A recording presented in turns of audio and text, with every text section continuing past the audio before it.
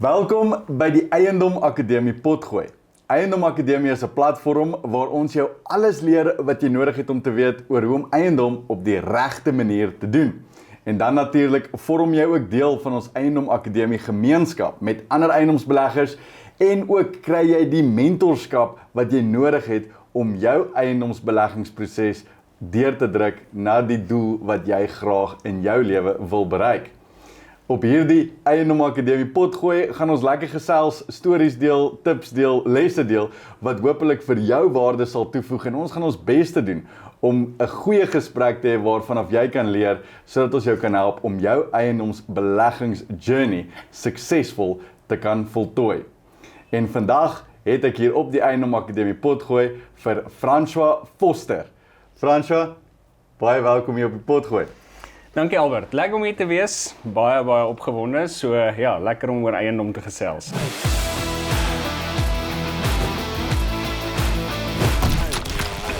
Al die pad van Potchefstroom. Al die pad van Potch, ja, so ek is 'n prokureur, en hoe ek maar in eiendom betrokke is ons doen, ek het my eie firma, François Foster Prokureurs, en ons doen oordragte, en oordragte is maar een kant van dit, want natuurlik as jy eiendom koop of verkoop, is daar nou iemand wat hom moet oordra, of transfer, soos dit hulle sal sê, en dit is maar die werk van 'n oordragsprokureur. En dan natuurlik, hoe meer mense in dit betrokke raak, dan besef mense daar's soveel meer as dit, en ek dink dis waar jou Eiendom Akademie inkom, is ja, mense koop en verkoop eiendom, maar iewers begin eiendom ook deel vorm van 'n finansiële portefeulje of 'n beleggingsportefeulje, so ons moet bietjie dieper begin dink oor eiendom. So deur dit het ek ook maar betrokke begin raak in maatskappye, trusts, bietjie finansiële beplanning, boedelbeplanning, wat maak mens met eiendom, waar bære mens eiendom, en die tipe goed, maar ja, so lekker. En gebore en bly nog steeds in Potchefstroom? Nie gebore in Potch nie, nee. Ek Pretoria gebore, en my... Waar in Pretoria? Geen idee nie. Een of ander hospitaal, daarom, en jong daar in Magaliesburg gebly. Okay, maar dan was dit seker die Moothospitaal. Ja, ek kan seker wees. Ek kan sien, jy het goeie structure daar, het moet die Moothospitaal wees. En dit het ons Noord-Kaap toe getrek, in 'n baie klein dorpie Aggeneys gebly, wat 'n baie, myn dorpie, waarvan baie min mense weet, wat tussen Pofadder en Springbok is. So my vormingsjare daar spandeer in Springbok Hoërskool gewees, in die Koshuis, Hoërskool in Namakoland, shout out. Ek het actually gister 'n Potgooi podcast opgeneem met 'n eiendomsagent in Potch, en ek het hom gevra oor wat is jou dream listing? As jy nou moet sê, as jy verby daai eiendom ry, daai eiendom wil ek nog in my lewe verkoop, en toe besef ek eintlik gisteraand, ek sal nog 'n eiendom in Springbok wil oordra. So, shout-out vir iemand, as iemand 'n eiendom in Springbok verkoop of iets, ek sal hom graag wil oordra. Dis 'n mooi area. Yes, beautiful area. Ja, veral as jy ons met die skoolbesoeke vermaak, my miljonair, doen ons redelik traveling. Ja. En ons was al tot in Appington, by die skole daar, en in Kuruman, maar volgende jaar gaan ons nou nog verby, dan gaan ons al teen daai kus af. Yes. So ons sal deur Springbok gaan, yes, en dan tot by die kuslyn, en dan gaan ons daar deur daai, dit is ongelooflik, want dan julle gaan nou Kakamas kry, en dan Pofadder, Aggeneys, het nie, in ons daar was daar nie 'n hoërskool nie, was net 'n laerskool, maar dan Springbok het die groot hoërskool, maar daar baie van die kinders kom uit Namibië uit ook, so die suide van Namibië kom Springbok toe. Of dan nou Appington, Duineveld of daai plekke, en dan nou as mens nou afry Kaap toe, dis ongelooflike wêreld. Baie wyd en oop. Ja, beautiful. En toe het ek in Potch kom swat. So, daar vasgehaak. Pik kom swat, en daar vasgehaak, my vrou daar ontmoet, toe ek in my 3de jaar was. Maar dan moet jy bly. Ja, en toe daar, en ons het daar op 'n manier maar vasgehaak, albei het klaar gestudeer, daar begin werk.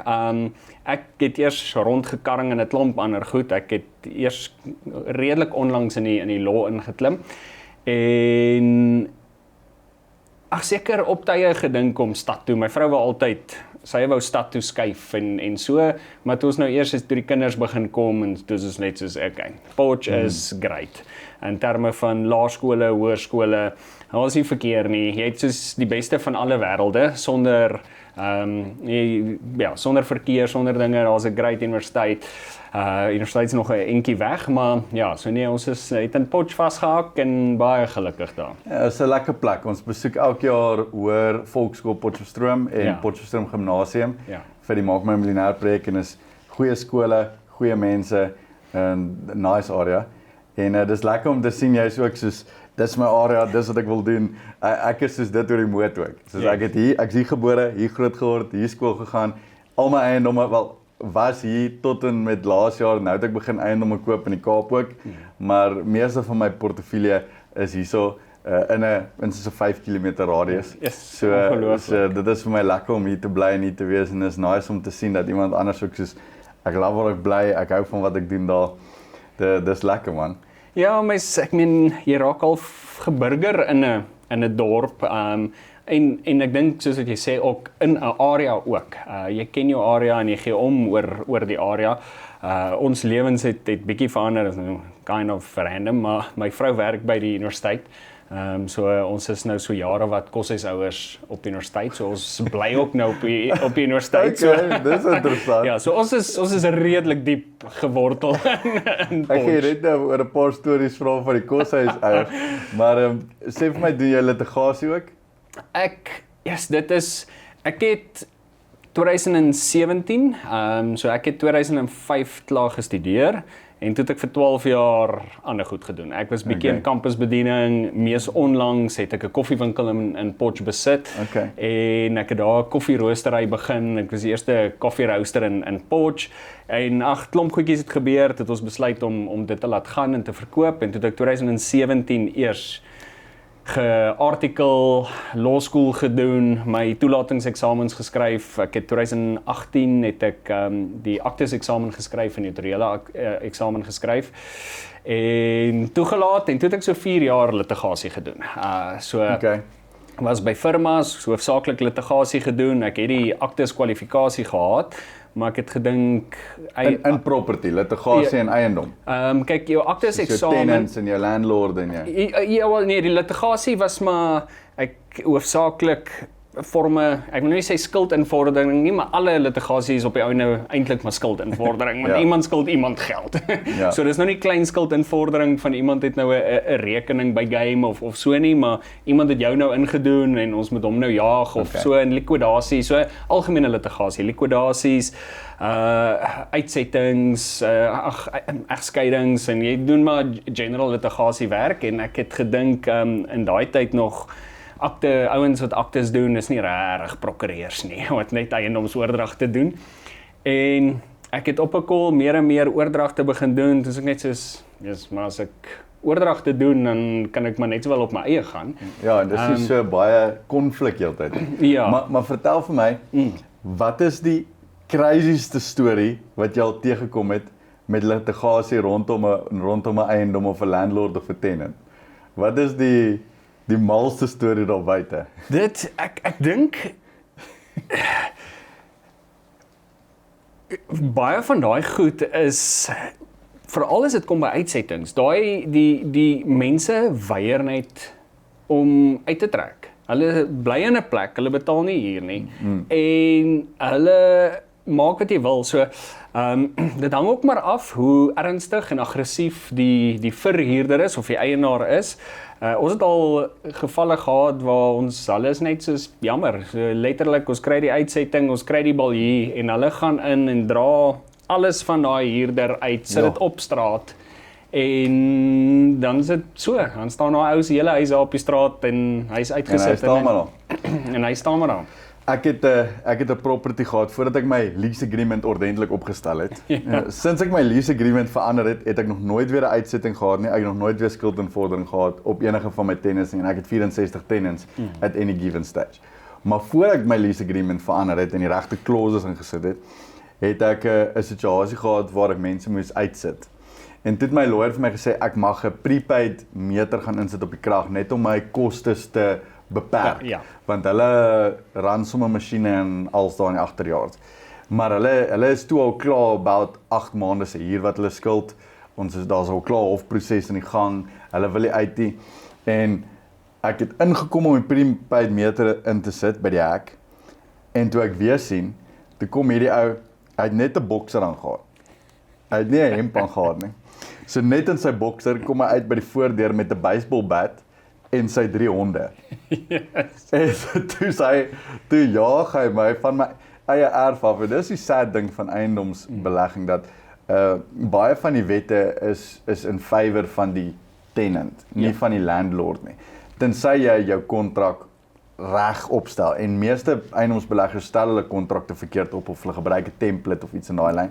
En dit is waar ek was en dan vind jy jouself in die posisie waar jy amper magteloos voel. En hierdie ou kom uit met 'n baseballbat en 3 honde op my af.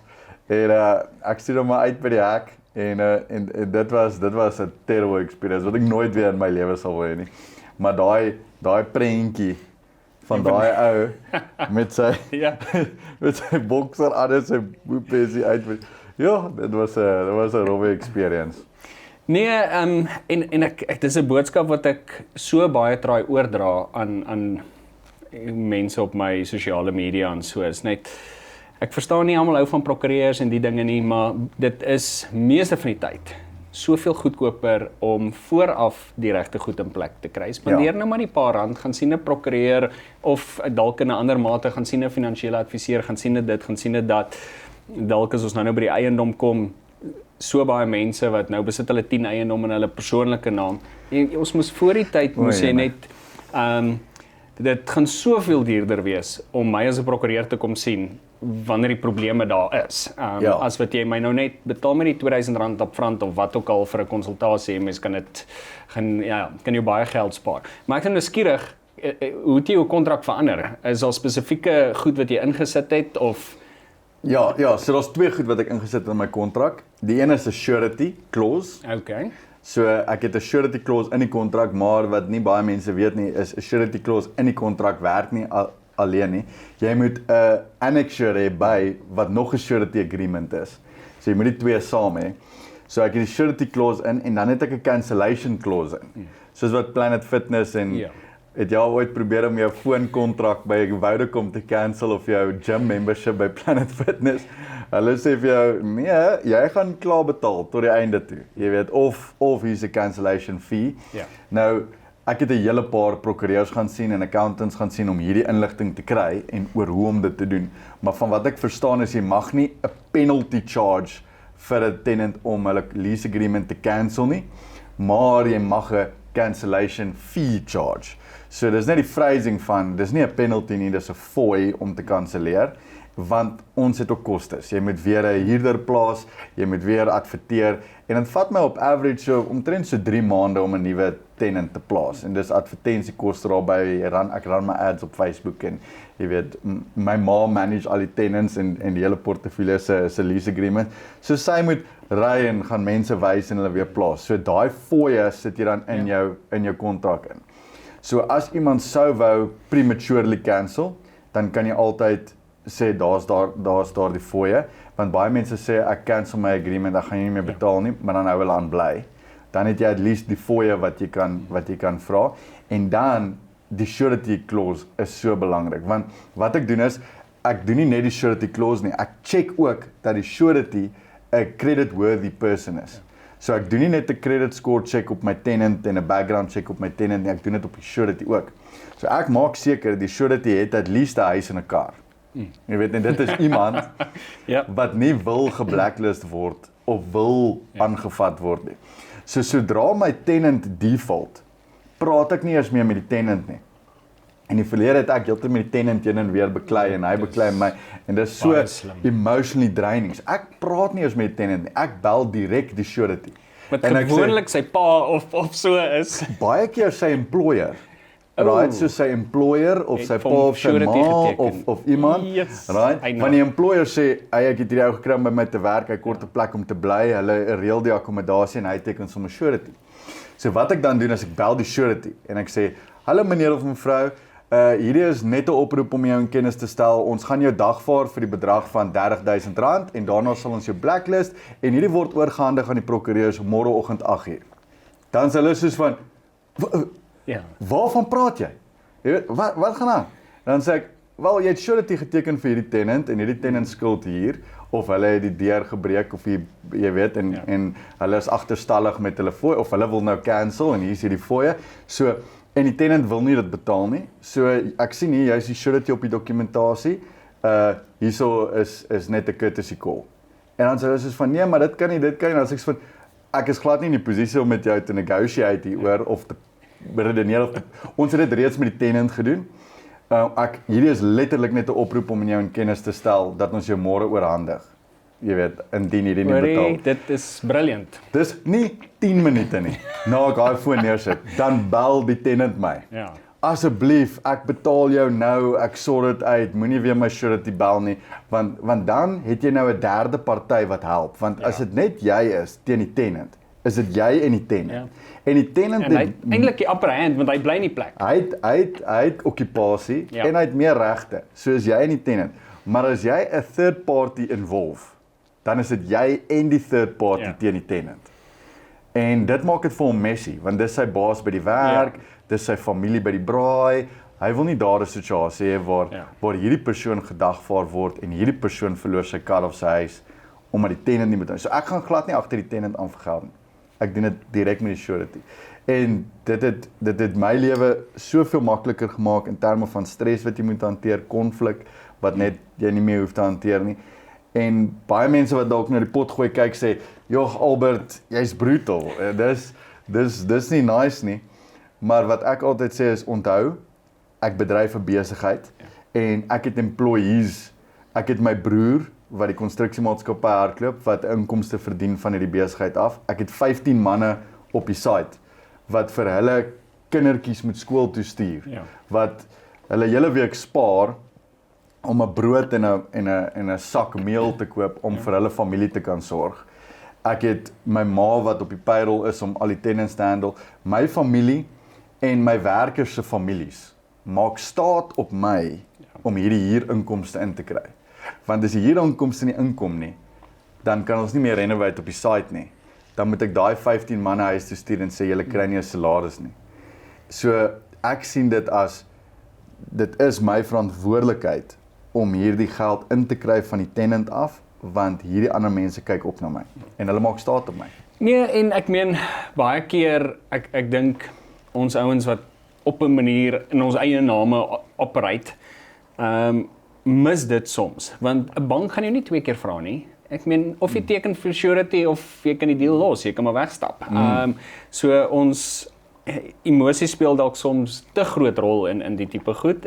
Dis 'n besigheid. As jy hier wil bly, moet iemand surety teken. It is what it is. En ek dink ons word eintlik maar geforseer, soos wat jy sê, om tot daar te kom, want om iemand uit te sit, gaan jou 6 maande vat. Dit gaan jou ten minste R30,000 kos. En. Daai een waarvan ek gepraat het van die oom met die baseballbat, dit het my 9 maande gevat en dit het my oor die R110,000 gekos. Ja. So jy kan nie, en dis die besigheid se geld, dis geld wat mense bonusse kon betaal of mense betaal of so nee, absoluut, dit maak sin. En die surety is eintlik vir my 'n great manier om jy het net nog gepraat van doen nie goed reg voor die tyd as in plaas van na die tyd iets te probeer doen. En dis baie goeie advies want dis wat die surety clause ook eintlik doen. Die mense wat vir my sê Albert, ek het nie iemand wat vir my kan surety teken nie. Is nie die mense wat jy in jou huis wil hê nie. Klaar rooi vlag. Want is daar niemand in hulle familie is, niemand in sy netwerk is wat bereid is om te sê ek sal hierdie ou back nie. Dan wil jy hom nie back nie. Jy wil nie hom in jou huis nie. So dis amper half 'n deterrent om seker te maak wie is goeie huurders, wie is mense van good upstanding wat jy in die huis kan sit, wie het bietjie credibility by hulle familie en vriende en mentors en baase en so. En dan weet jy somme, want dit is moeilik om as jy tenant plaas, jy doen nie credit check, jy doen nie background check, jy bel die references en jy kyk jou in die oë, maar dit is nog steeds moeilik om te weet wie hy regtig is. Maar as daar iemand in sy lewe is wat sê ek sal hierdie ou back, ek glo in hierdie ou. Dit sê nogal iets van 'n persoon. So as hulle nie 'n surety kan oplewer nie, dan wil jy hom ook nie in jou huis hê nie.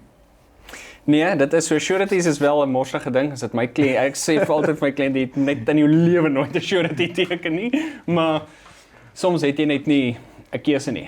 It is what it is. 'n bank of 'n self dit, ek meen hulle is net so sorry en veral boere, ek meen jy kan nou maar maak wat jy wil. Die bank sê jy moet persoonlik borg teken en jy kan net nie verby dit kom nie en dis maar gewoonlik waar mense in die moeilikheid kom, is daai persoonlike borg. Fair enough. Ek dink as jy jou structure reg het en I mean byvoorbeeld toe ek my vrou nou gevat het op ons derde date. En toe was sy nog nie gedate nie en toe sê ek vir haar, wil jy net oop kaarte met jou speel? Ek het geen huise nie, ek het geen karre nie. Ek het nie eens 'n werk nie. Soos ek is unemployed. Soos hierdie kar wat jy daar sien, besit iemand, ek leen hom net.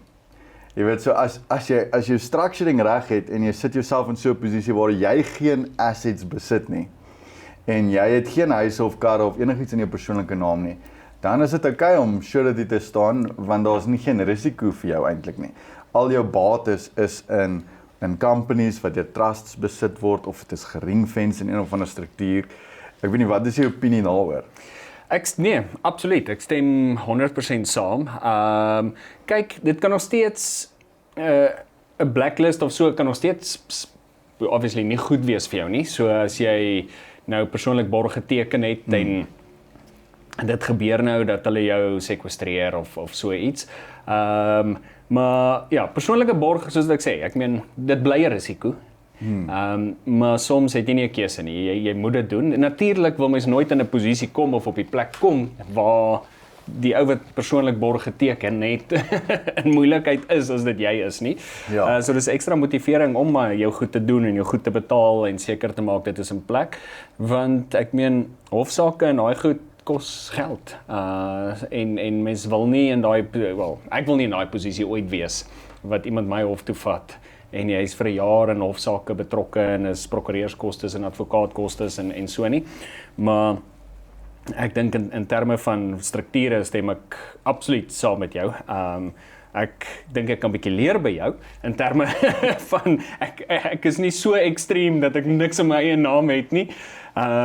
Maar ek dink strukture is so belangrik en ek dink weer eens op daai punt, strukture, dis soveel beter om dit van die begin af reg te doen weer eens, as om 20 jaar later te besef, ons moes eintlik hierdie goed in 'n maatskappy of vir dit of vir daai gesit het en nou sit jy reeds met, ek meen dit sien ek so baie op my kanaal, ouens wat bitter suksesvol nou is, hulle is 50, 55 of so, jy sê jy het 'n passie vir jonger mense en vir kinders en so, baie van my kliënte is nou weer 'n bietjie ouer, is 'n ingenieur of 'n dokter en getroud, soms binne gemeenskap van goedere getroud en hulle besit etlike eiendomme in hulle persoonlike naam. En nou besef hulle, hier het ons nou moeilikheid. As ons gaan doodgaan, hoe gaan dit lyk? Ja. En om dan te gesels oor strukture en goed is bietjie moeilik en bietjie duur. Yes. So weer eens as mens van die begin af, en ek wil jou nou daaroor vra, maar ons sal seker daar kom. Ek dink maar net weer eens om die regte strukture van die begin af in plek te sit is baie belangrik. Absoluut. Iemand het gister vir my gesê, jy ryk mense het nie trusts nie. Mense wat trusts het, jy bou rykdom met trusts. So jy moenie net dink trust is vir ryk mense nie. Trust is vir mense wat ryk wil word. So jy moet begin, as jou company 0 waarde het, moet jy hom in die trust insit. Nie as hy al klaar 10 eiendomme in het nie. Jy weet, so ek stem 100% met jou saam, as ons praat oor borg staan vir iemand. As jy trou binne gemeenskap van goedere, is dit so goed soos jy staan borg vir daardie persoon vir die res van hulle lewe. Want jy trou binne gemeenskap van goedere. Ek is getroud buite gemeenskap van goedere, sonder die aanwas met 'n prenup. En daar's 'n baie, jy weet, weird connection as jy begin praat van prenuptial agreements. Ek weet die eerste keer toe ek weer eens op ons derde date, toe ek dit moes 'n interessante derde date gewees het. Met Marley gepraat en sê ek vir, hoorie, as ons trou, gaan ons trou met 'n prenup buite gemeenskap van goedere, want dis hoe dit gaan werk. En toe was sy eers geskok geweest, want die movies en so maak dit 'n weird ding. Ja. En toe het sy haar navorsing daaroor gaan doen en sy het haar eie advies daarop gekry en sy het teruggekom en gesê, Ek's happy met dit. Dit klink vir my heel reg en daar's nie enige probleem daarmee nie. Kan ons bietjie daaroor praat? Ja. Om getroud te wees binne gemeenskap van goedere sit jou in 'n baie moeilike posisie as dit kom by eiendom en eiendomsbelegging. Ek het nou die dag vir iemand op TikTok gesê, as jy 'n huis besit binne gemeenskap van goedere saam met jou man of jou vrou. En kom ons sê jou man sterf af en hy is nou nie meer daar nie. En die vrou trou nou met 'n nuwe man. Dan besit die nuwe man 50% van daai eiendom wat die vorige man opgebou het. Nou wat gebeur met die kinders? Want die nuwe man kry nou eintlik 50% van die kinders. Nou kom ons sê hierdie man en hierdie vrou skei nou. Daai ou wat binne gemeenskap van goedere is, stap nou weg met 25% van die eiendom en hy trou 'n nuwe vrou. En die nuwe vrou binne gemeenskap van goedere het net soveel aanspraak op hierdie eiendom soos wat die original man en vrou gehad het. En hulle kinders moet nou compete vir hierdie eiendom met 'n man en 'n vrou wat hulle van geen kant af ken nie. En dit moet jou hare laat rys as jy dink aan daai situasie. Kom ons praat 'n bietjie daaroor. Ja, absoluut. En jy sê nou, ekskuus tog, daai kinders moet compete. Baie keer het daai kinders geen regte nie. Jy is nie, jy het geen entitlement tot daai eiendom nie, want mense het nie testamente nie. So jy het nie daai eiendom ooit geërf of enigiets nie, of dalk as jy nou intestaat geërf het jy dalk nou 'n kunsdeel geërf. Ons dit raak nou 'n bietjie tegnies, maar as daar nie 'n testament was nie, die eerste man wat nou dood is, sou die vrou sou 'n deeltjie geërf het van sy helfte. En as daar kinders was, dan sou die kinders ook deeltjies geërf het. Spesifieke persentasies. Maar nou trou sy weer, so nou besit mens die eiendom saam, soos wat jy nou sê, en hulle skei en daai ou trou weer later. Dit raak 'n absolute gemors. En om op dit te bou, is mense doen nie die oordragte nie. So 15 jaar later, kyk hulle nou 'n videoetjie van my of 'n videoetjie van jou op TikTok en nou sê hulle soos, ons moes eintlik hierdie oordragte gedoen het. Ek besit 25% van 'n eiendom. Nee, en dit is dit, want dan die ouens kom dan, of dan kontak hulle my nou, en dan wil hulle weet wat hulle nou maak. En dan is die eerste persoon al 15 jaar terug dood, en nou moet ons begin, boedel moet beredder word, eiendom was nog nooit oorgedra nie. So nou moet ons doodsertifikate kry, ons moet huweliksertifikate kry, en dan daai goed, na 15 jaar is gone, niemand weet waar dit is nie.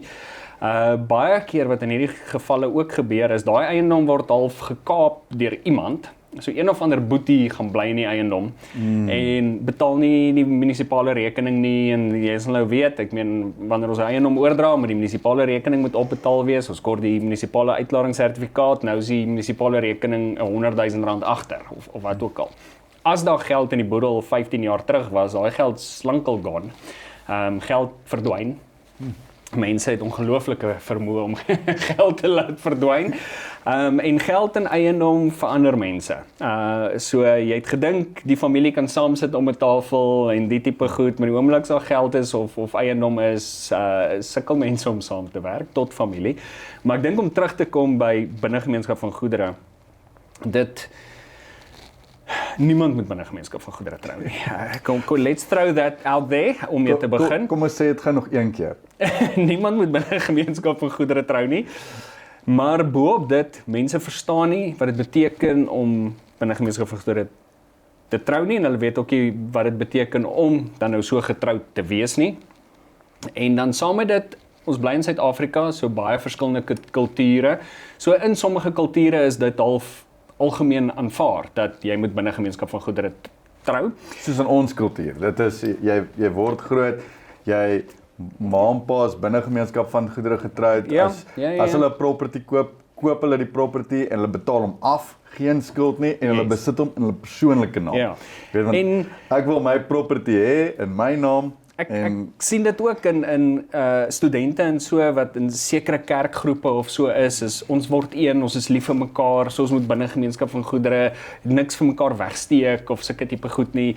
Maar hoe jy getroud is, binne, buite, met die aanwas, sonder die aanwas, is mense moet besef, dit is 'n finansiële besluit. Dit is 'n risikobesluit. Dit gaan nie oor of julle vir mekaar lief is nie.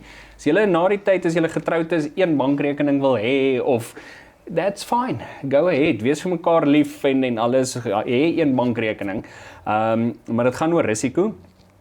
En ek dink die grootste ding is van binne gemeenskap van goedere getroud wees is, mense besef nie dat jy het net een boedel nie. Die oomblik as ons binne gemeenskap van goedere trou, is daar nou nie meer, ja, julle is 2 mense, maar julle het net een boedel. Daar's net, julle is een finansiële entiteit vir die wêreld. So mense sê maar binne gemeenskap getroud, maar ek het vir die eiendom betaal.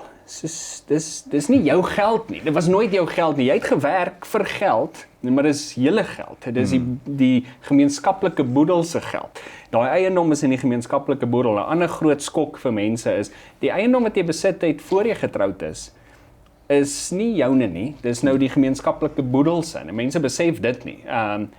Soos nou skei ons, nou maak die man of die vrou aanspraak op die helfte van die eiendom, as hulle soos hoorie, maar ek het hom gehad voor ons getrou is. Soos, ja, dis wat dit beteken om binne gemeenskap van goedere getroud te wees.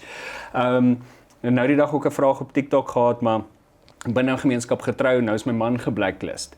Nee, die gemeenskaplike boedel is jy's ook geblacklist. En dis die gevaar. Dit is die oomblik as daar, kom ons vat nou iets soos COVID, en die binnegemeenskap en die man het dalk 'n hoë risiko besigheid of die vrou en hy vou en daar skuldeisers, nou is die familiehuis op die spel.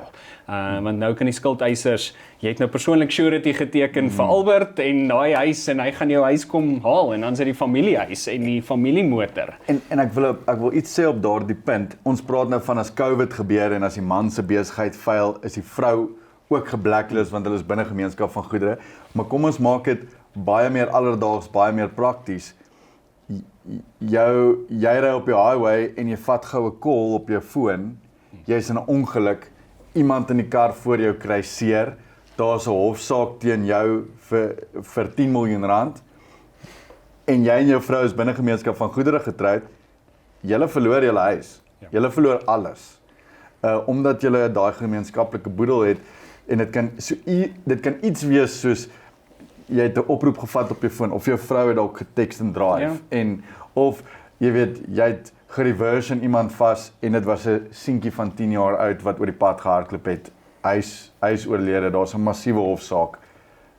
Alles is weg. Niks wat jy opgebou het in jou hele lewe bestaan nog nie. Nee, absoluut. En ek dink die belangrikste ding is ook van dit is mense moet besef. Onthou, ons dink nie die goed is relevant nie. Ek glo kontrakte, jy het 'n kontrak vir wanneer goed skeefloop. Want wanneer goed regloop het ons nie 'n kontrak nodig nie. As ek en jy buddies is en alles gaan goed, dan ons kyk nie eers die kontrak nie. Die oomblik as iemand nie betaal nie of nie dit nie of nie dat nie, dan gaan kyk ons na die kontrak. So die kontrak is daar om te sê wat gebeur of wat gaan ons doen die oomblik as goed skeefloop.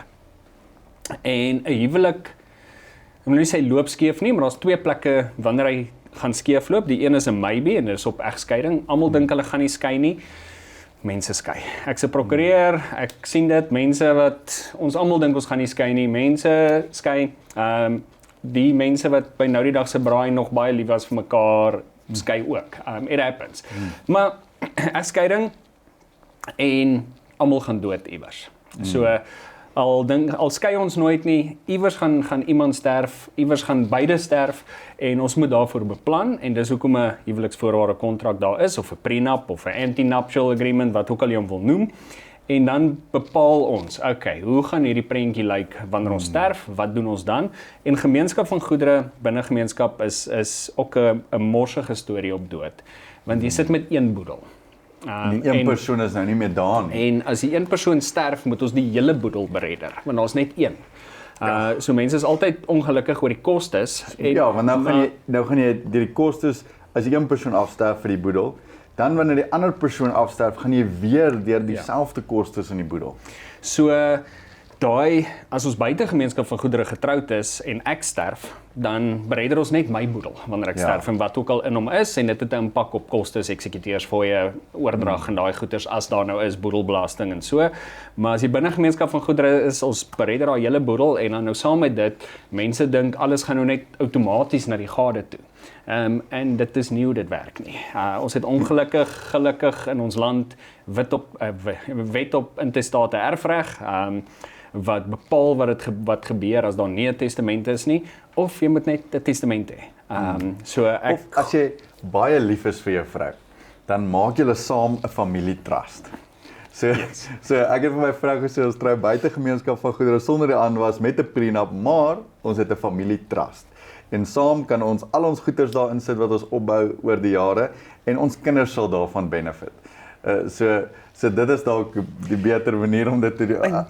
Vir al die mense wat sê nee, ek is baie lief vir my vrou, so ek wil binne gemeenskap van goedere. As jy baie lief is vir jou vrou, maak 'n familietrust. En ek meen dit is great. En want dit sê ook vir my en wat great is van dit is ons bou iets saam. Ek meen ons is saam in hierdie journey, ons is saam in hierdie boot. So kom ons bou hierdie droom, hierdie familietrust, en kom ons groei hom en kom vir ons en vir ons kinders, vir hulle nageslag. En ek wil baie met jou oor dit chat, maar ek meen en dit kan ook daai longevity van dit vir hulle kinders en jy kan iets bou wat groei en dis daar, dit vergaan nie en dan nou natuurlik, ek meen op dood, daar's nie boedelbelasting nie, daar's nie eksekuteursfooie nie, daar's nie oordragte nie, want die goed klaar daar, trust kan nie doodgaan nie. Ja, en jy vermy die boedel. Die boedel is die grootste ding wat jy moet vermy. Ek het nou dag met 'n accountant gesels, toe gaan ons deur die nommers want ek kry baie van hierdie vrae op TikTok. En toe kyk ons na die nommers. As jy kyk na die kostes van 'n boedel en die eksekuteur, jy kyk na die boedelbelasting, jy kyk na die feit dat jy jou eiendom wat nou in die boedel ingaan vinnig moet verkoop, want jy wil nie hê die boedel met 2 jaar lank draai nie. So jy's 'n motivated seller, so jy verkoop 10 teen jou eiendom onder markprys. Jy kyk na die agentse fooie wat jy moet betaal. As jy eiendom in 'n boedel in laat gaan, lyk dit vir my, as ons na die kalkulasies kyk, dat jy om en by so 30% van die eiendom se waarde gaan verloor, net aan kostes in die boedel. En geld wat jy verloor, omdat jy dit vinnig moet uitsorteer. En so gaan mense se wealth verlore, want hulle sit die eiendomme in hulle persoonlike naam, of binne gemeenskap van goedere, daai eiendomme, al het hulle testament, gaan in 'n boedel in, en in die boedel verloor hulle 30% van die waarde. So die kinders in die nageslag verloor met elke nageslag 30% se wealth. 30% se wealth. So die nageslag raak armer soos hulle deur die generasies gaan. Waar as jy 'n trust het, behou jy die wealth, want daar's geen boedel nie, so die eiendom bly daar, die eienaarskap verander nie.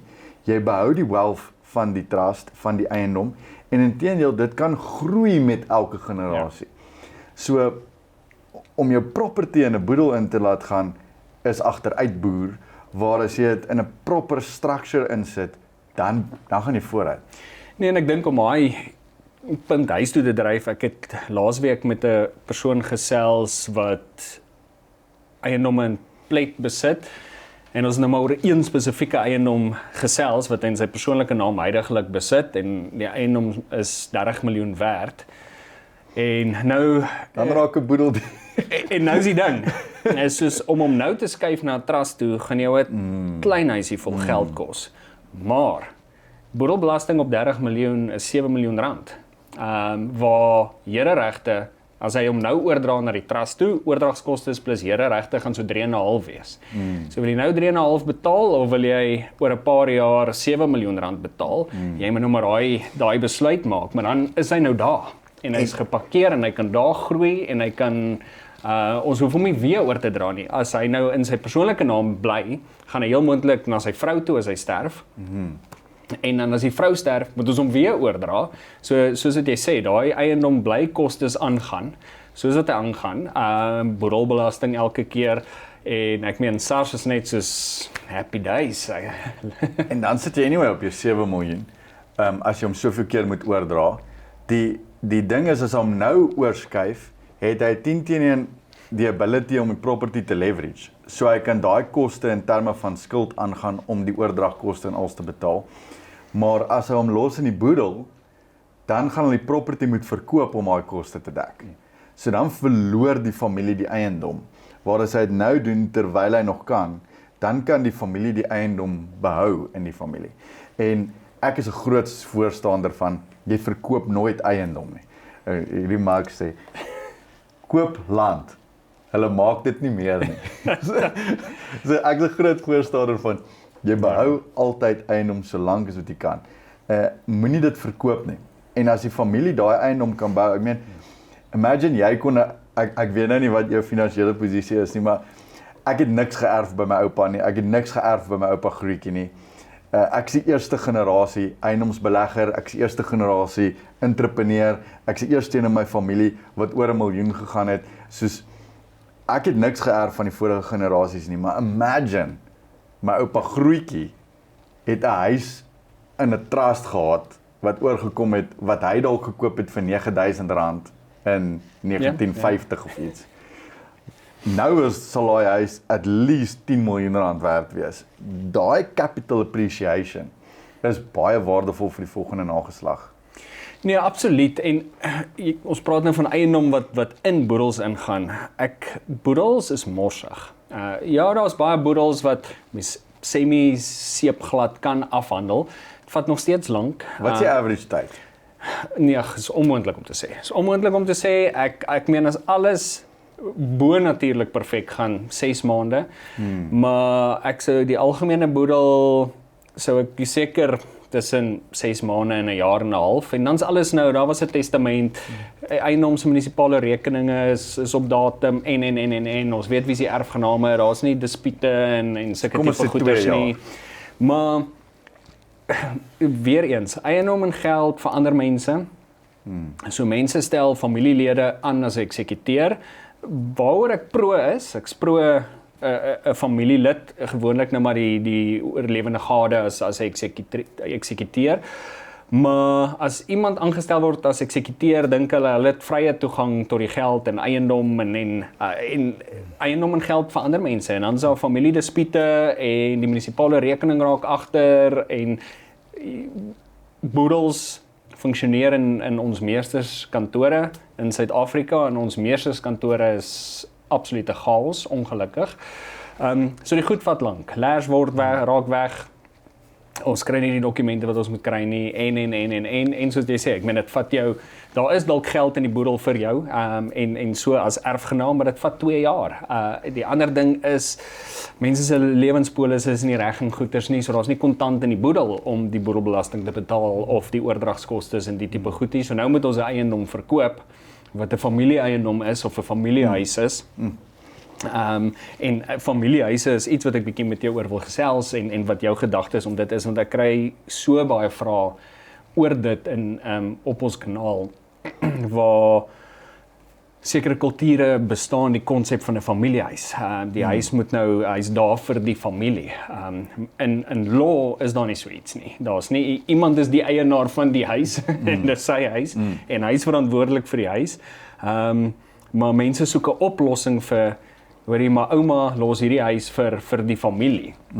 Maar weer eens is gewoonlik dan 'n boetie wat die huis kaap, hy bly daar en betaal nie die munisipale rekeninge en so nie. So dis vir my 'n interessante gesprek in terme van, soos jy sê, generational wealth. Hoe kan ons hierdie eiendom, en baie keer is dit jong mense, okay, ek het nou die eiendom geërf, maar dit moet 'n familiehuis wees. En is dit moontlik in ons land regtig? Dit werk weer eens goed as almal happy is en almal werk saam met mekaar, maar gewoonlik is daar sê nou maar argumente want daar was 5 kinders en 3 bly daar, maar hulle betaal nie die munisipale rekening en so nie. Die ander ding wat mense ongelooflik ontstel, ek spring nou baie topics, maar weer eens met boedels en mense wat nie testamente het nie, is dan erf al die kinders in gelyke dele. En mense kan dit nie verstaan nie, want die een kind is al 30, hy is skatryk, hy's 'n dokter of wat ook al, hoekom erf hy nou dieselfde as ek? So ek dink daar's baie wanpersepsies in Suid-Afrika en ek dink dalk saam met dit baie ek dink ons almal is nie goed genoeg ingelig oor die goed nie, om basiese goed net in plek te hê, strukture, generational wealth, huweliksvoorwaarde, kontrakte, testamente, en die goed vat maar alles hand met mekaar. Dit moet met mekaar praat en saam met mekaar werk, sodat mens generational wealth, jy wil op die ou einde, dis my droom, is om eendag vir my kinders en hulle kinders 'n blessing te kan oorgee. Ja. Maar as jy dit doen, jy moet werk daarvoor. Ek meen, die regte goed moet in plek wees, want anders behandig jy maar gemors in hulle skote en hulle moet dit uitsort. Ja, en ek dink nie jy wil mense in daai posisie plaas nie. Wanneer jy nou sou afsterf, wil jy nie die mense wat jy agterlaat in 'n posisie plaas waar hulle moet stry met mekaar en waar hulle moet beklei om iets uit te sorteer nie. Jy wil inteendeel hê die familie moet saamkom en daar's 'n goal going forward en almal weet dit is waarheen ons gaan en dit is waar ons wil gaan met en veral met 'n eiendomsportefeulje. Eiendomsbelegging is 'n long-term belegging. Dit is nie 'n belegging wat jy in 5 jaar gaan doen. Die ouens wat property flip doen sal vir my nou anders sê, maar as jy wil buy and hold en jy wil wealth bou, is dit iets wat jy beplan vir die volgende at least 10-20 jaar, maar eintlik vir die volgende 100 jaar. En dit is hoe die rykste families in die wêreld wealth gebou het, is deur eiendom te hê vir multiple generasies. So op die einde is dit die goal. En as jy regte struktuur het, dink ek, kan jy die familie saam kry in lyn met daardie goal. Jy het gesê jy het 'n vraag oor. Ja, ons praat nou oor strukture en daai generational wealth. Wat is jou gedagtes om daai oor te gee? Want ek het nou al, ons het 3 laities, maar ek sit baie keer met kliënte ook wat hulle bou nou die trust en of die struktuur, maatskappy trust en die tipe goedjies. Maar hoe gee mens daai suksesvol oor vir 'n volgende generasie? Het jy al daaroor gedink, wat is jou gedagtes, tot op watter mate bly mens betrokke en beheer jy as die stigter van dit, as mens dit nou so kan stel? My skoonpa is 'n finansiële adviseur en werk verskriklik baie met boere en so, en mens sien in baie gevalle hoe dit nie werk nie. Waar weer eens familie en geld vir ander mense, waar die tweede generasie of die derde generasie boeties en sissies beklei met mekaar en ons moet die hele ding ontbind. Het jy al bietjie daaraan gekou? Wat is jou gedagtes? So ek gaan eerlik met jou wees, ek het nog nie kinders nie. En in preparation daarvoor het ek al baie hieroor gedink, baie hieroor opgelees. Ek het al met so 'n paar mentors hieroor gesels, wat lyk asof hulle dit redelik reg kry. Ek het al 'n paar boeke hieroor gelees. So ek het al baie research gedoen hieroor, maar ek voel nie ek het al 'n antwoord gekry nie. Ek dink dit gaan afhang van familie tot familie, maar ek dink die naaste antwoord wat ek al kon kry is dat jy moet in jou nageslag die regte kultuur skep. En dit is 'n kultuur van hierdie is nie my geld nie, dis ons geld. Dit is 'n kultuur van ons lewe nie vir onsself nie, ons lewe vir die nageslag en vir die familie. Dit is 'n kultuur van ek het nie ownership nie, ek het stewardship.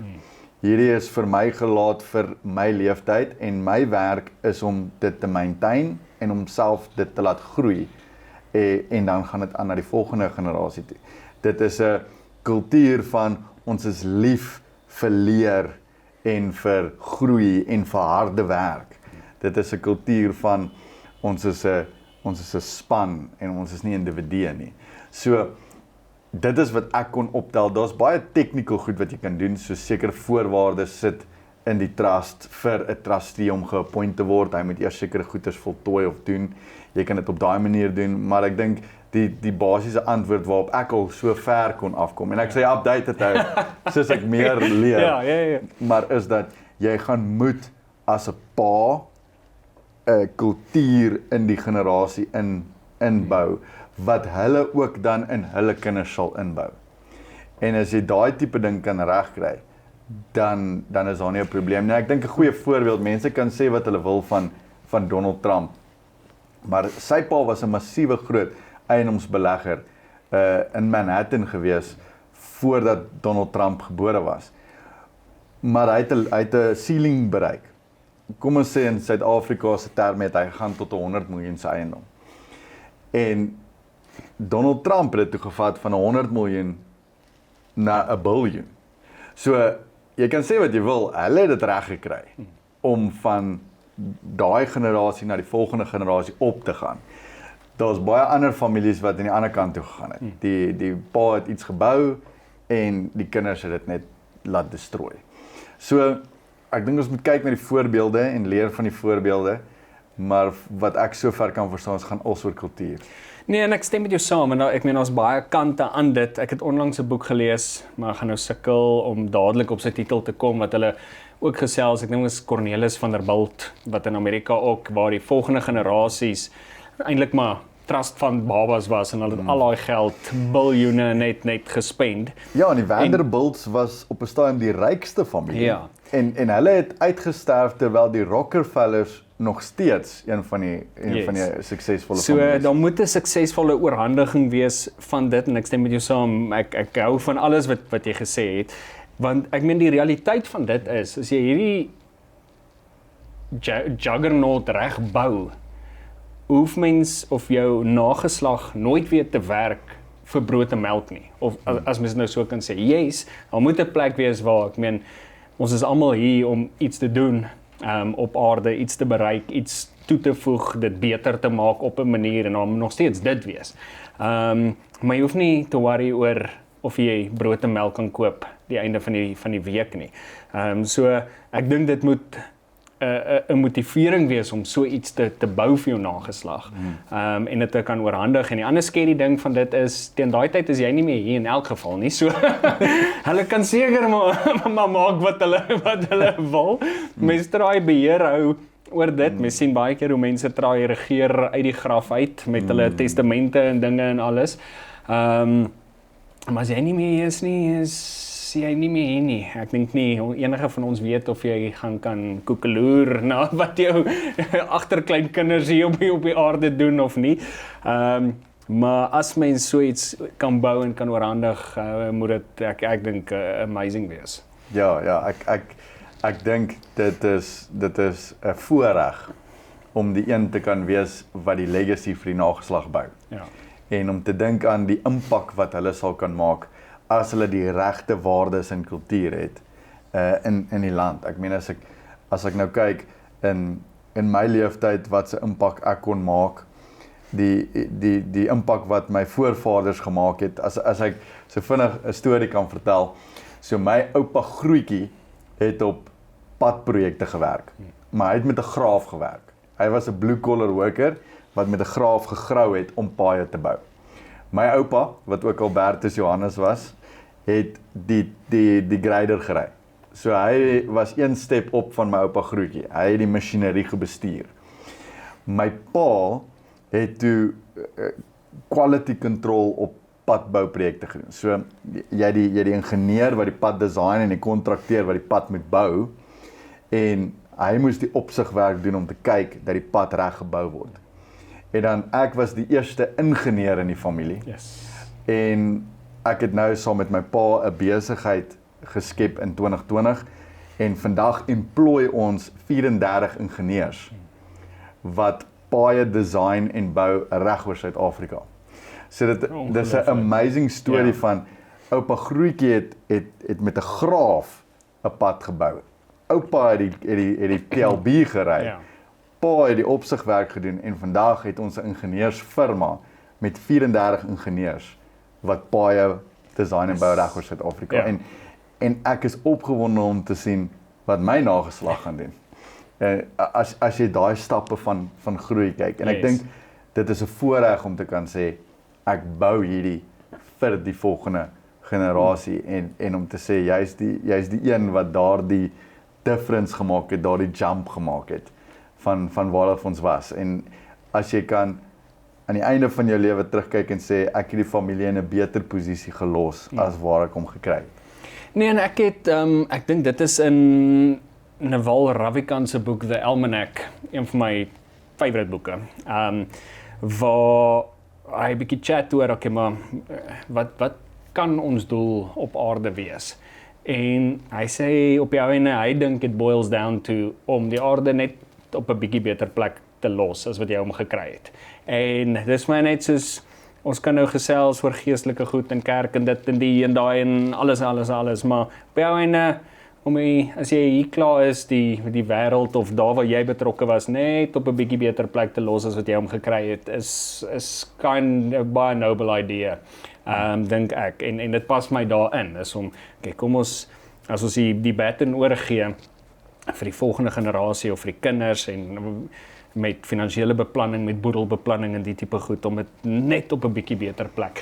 En ek dink wat jy sê, is waar vir so baie vir mense.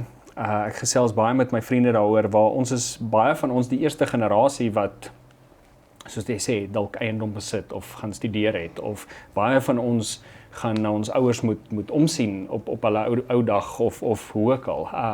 En om net daai pay it forward, net dit bietjie beter te doen, of nie beter, ek wil nie sê dat enigiemand sleg gedoen het nie, maar daar's redes en goeders vir dit, maar let's take it further, en dan kom ons weer terug by alles wat ons oor gesels, oor ek meen bates, beleggings en die tipe goed. En ek dink eiendom is die beste manier om daardie generasies se wealth te bou going forward. Jy kan vir my enigiets vertel van investmentfondse en van 'n kluis met goud in wat jy het, of jy weet Bitcoin of Forex of jy weet stocks en maatskappye, maar eiendom bly vir my die beste manier om daardie wealth oor te dra. En ons een rede vir dit is eiendom kan jy leverage. Jy kan eiendom leverage plus jy besit 'n stuk grond, jy het ownership in iets fisies wat hierso is op aarde. As alles verkeerd gaan met die familie, het hulle nog steeds 'n plek om te bly. Ja. En die feit dat hulle dit kan leverage beteken jy beweeg weg van inkomste wat jy genereer en jy beweeg na inkomste wat jy leen teen 'n bate. En daai dink ek is die verskil teen enige ander tipe belegging. Want nou kan jy jou volgende generasie bemagtig om baie te gaan red in die woud, om penguins te gaan save in Antarktika, om gemeenskapssenters te bou, om die wêreld 'n beter plek te maak, want hulle het hierdie bate waarteen hulle kan leverage, wat deur die vorige generasies opgestel is, wat hulle die ability te gee, om te kan sê, ek hoef nie 'n 9 to 5 te gaan doen, om brood op die tafel te sit nie. Ek kan leef ek kan doen wat ek moet doen hier op aarde, ek kan leef binne my skepingsdoel. En dit is 'n amazing plek om jou nageslag te los. Op 'n plek waar hulle elkeen kan leef binne hulle skepingsdoel, doen wat hulle moet doen, en is als omdat hulle kan leverage teen 'n bate wat daar is. En eiendom gee vir jou die beste opsie om dit te doen.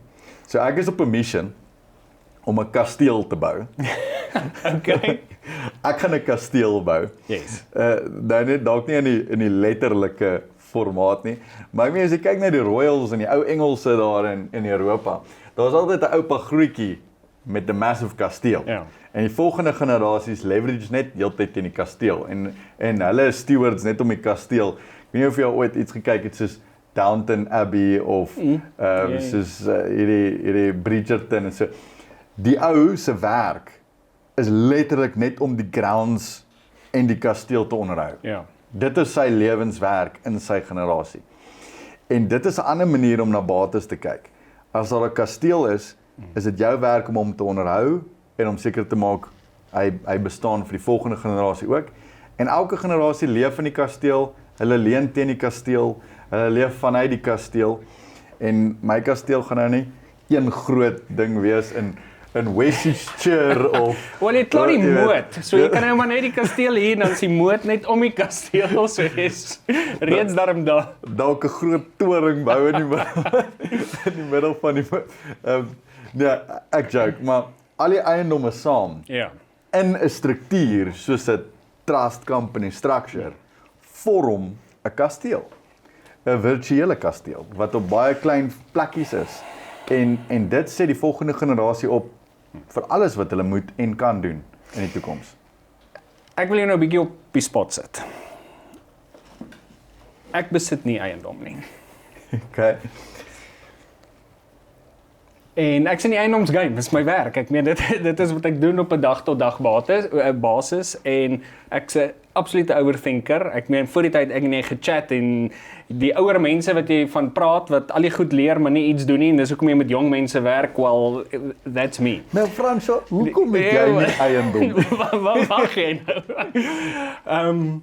En overthinker totally en dan obviously in my game met oordragte sien ek so baie gevalle van het hierdie eiendom 15 jaar terug gekoop, argumentsondalwe vir R500,000, dis 'n woonstel, so dis 'n definitief 'n beleggingseiendom gewees en hy het gedink hy gaan soveel geld hier uitmaak en hy verkoop hom nou vir 350,000 of vir 400,000.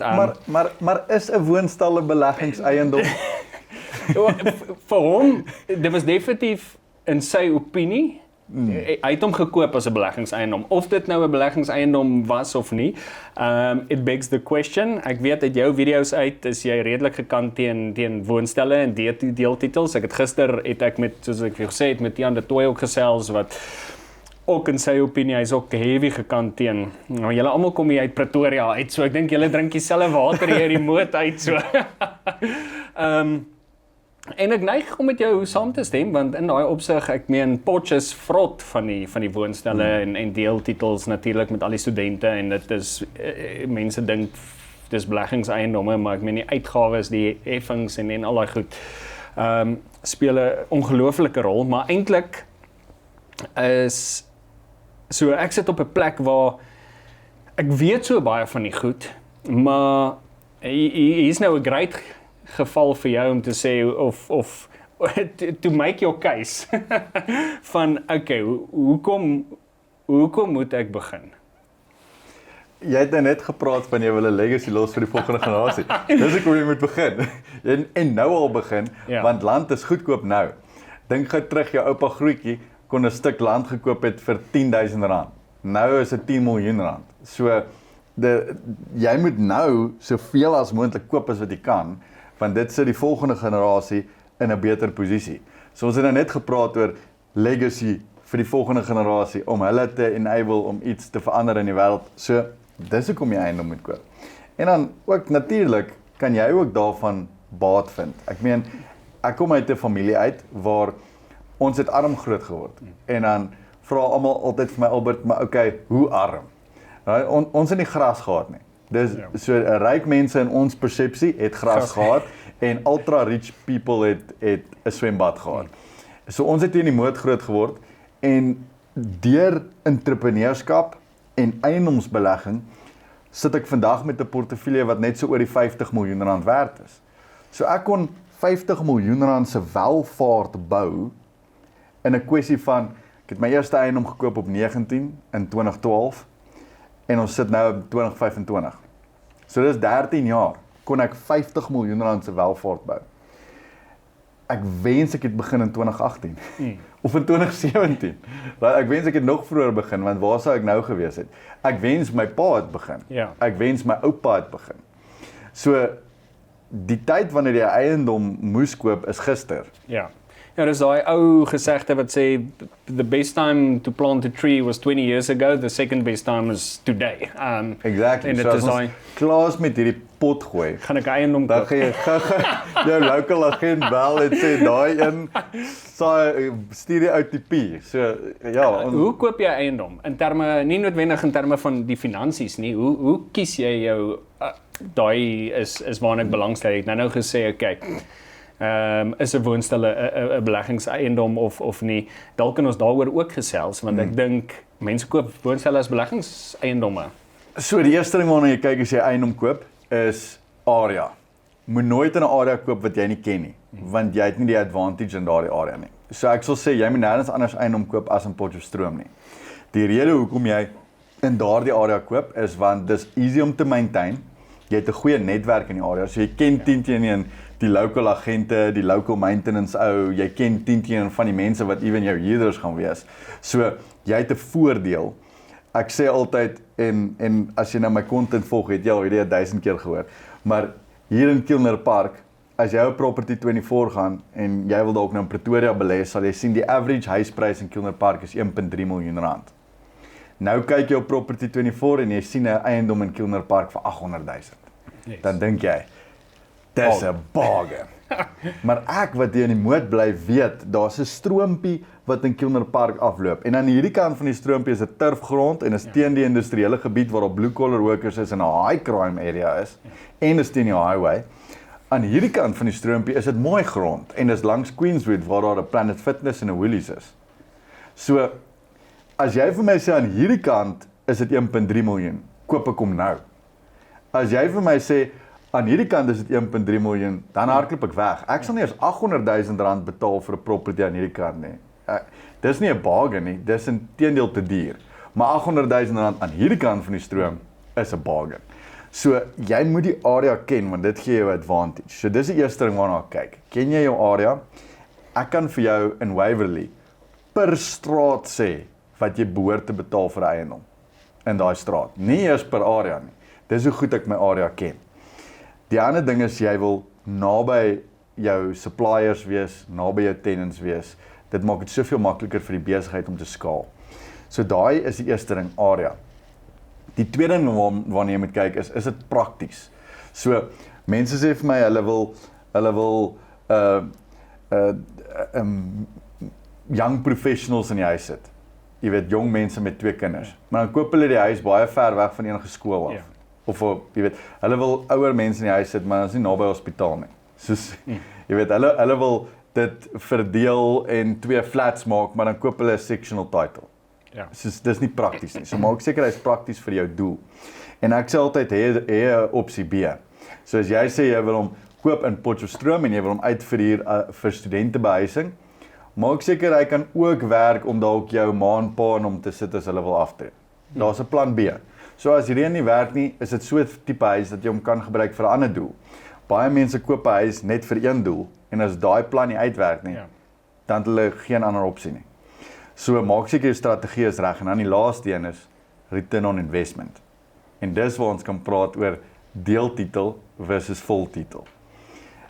'n Deeltitel kan nooit wen met return on investment teen 'n voltitel. Ek kan jou nou byvoorbeeld vra.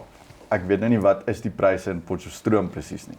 Maar kom ons sê naby die universiteit 2 slaapkamer flat. Wat sal jy betaal vir daai flat? Ja, dit hang ook maar af van 'n klompie goed, maar 2 slaapkamer, jy seker maklik 1.3, 1.4 miljoen. Okay, so kom ons sê 1.3 miljoen vir 'n 2 slaapkamer flat naby die universiteit. Wat se tipe huur sal jy dan kry van 'n tenant af wat daar huur?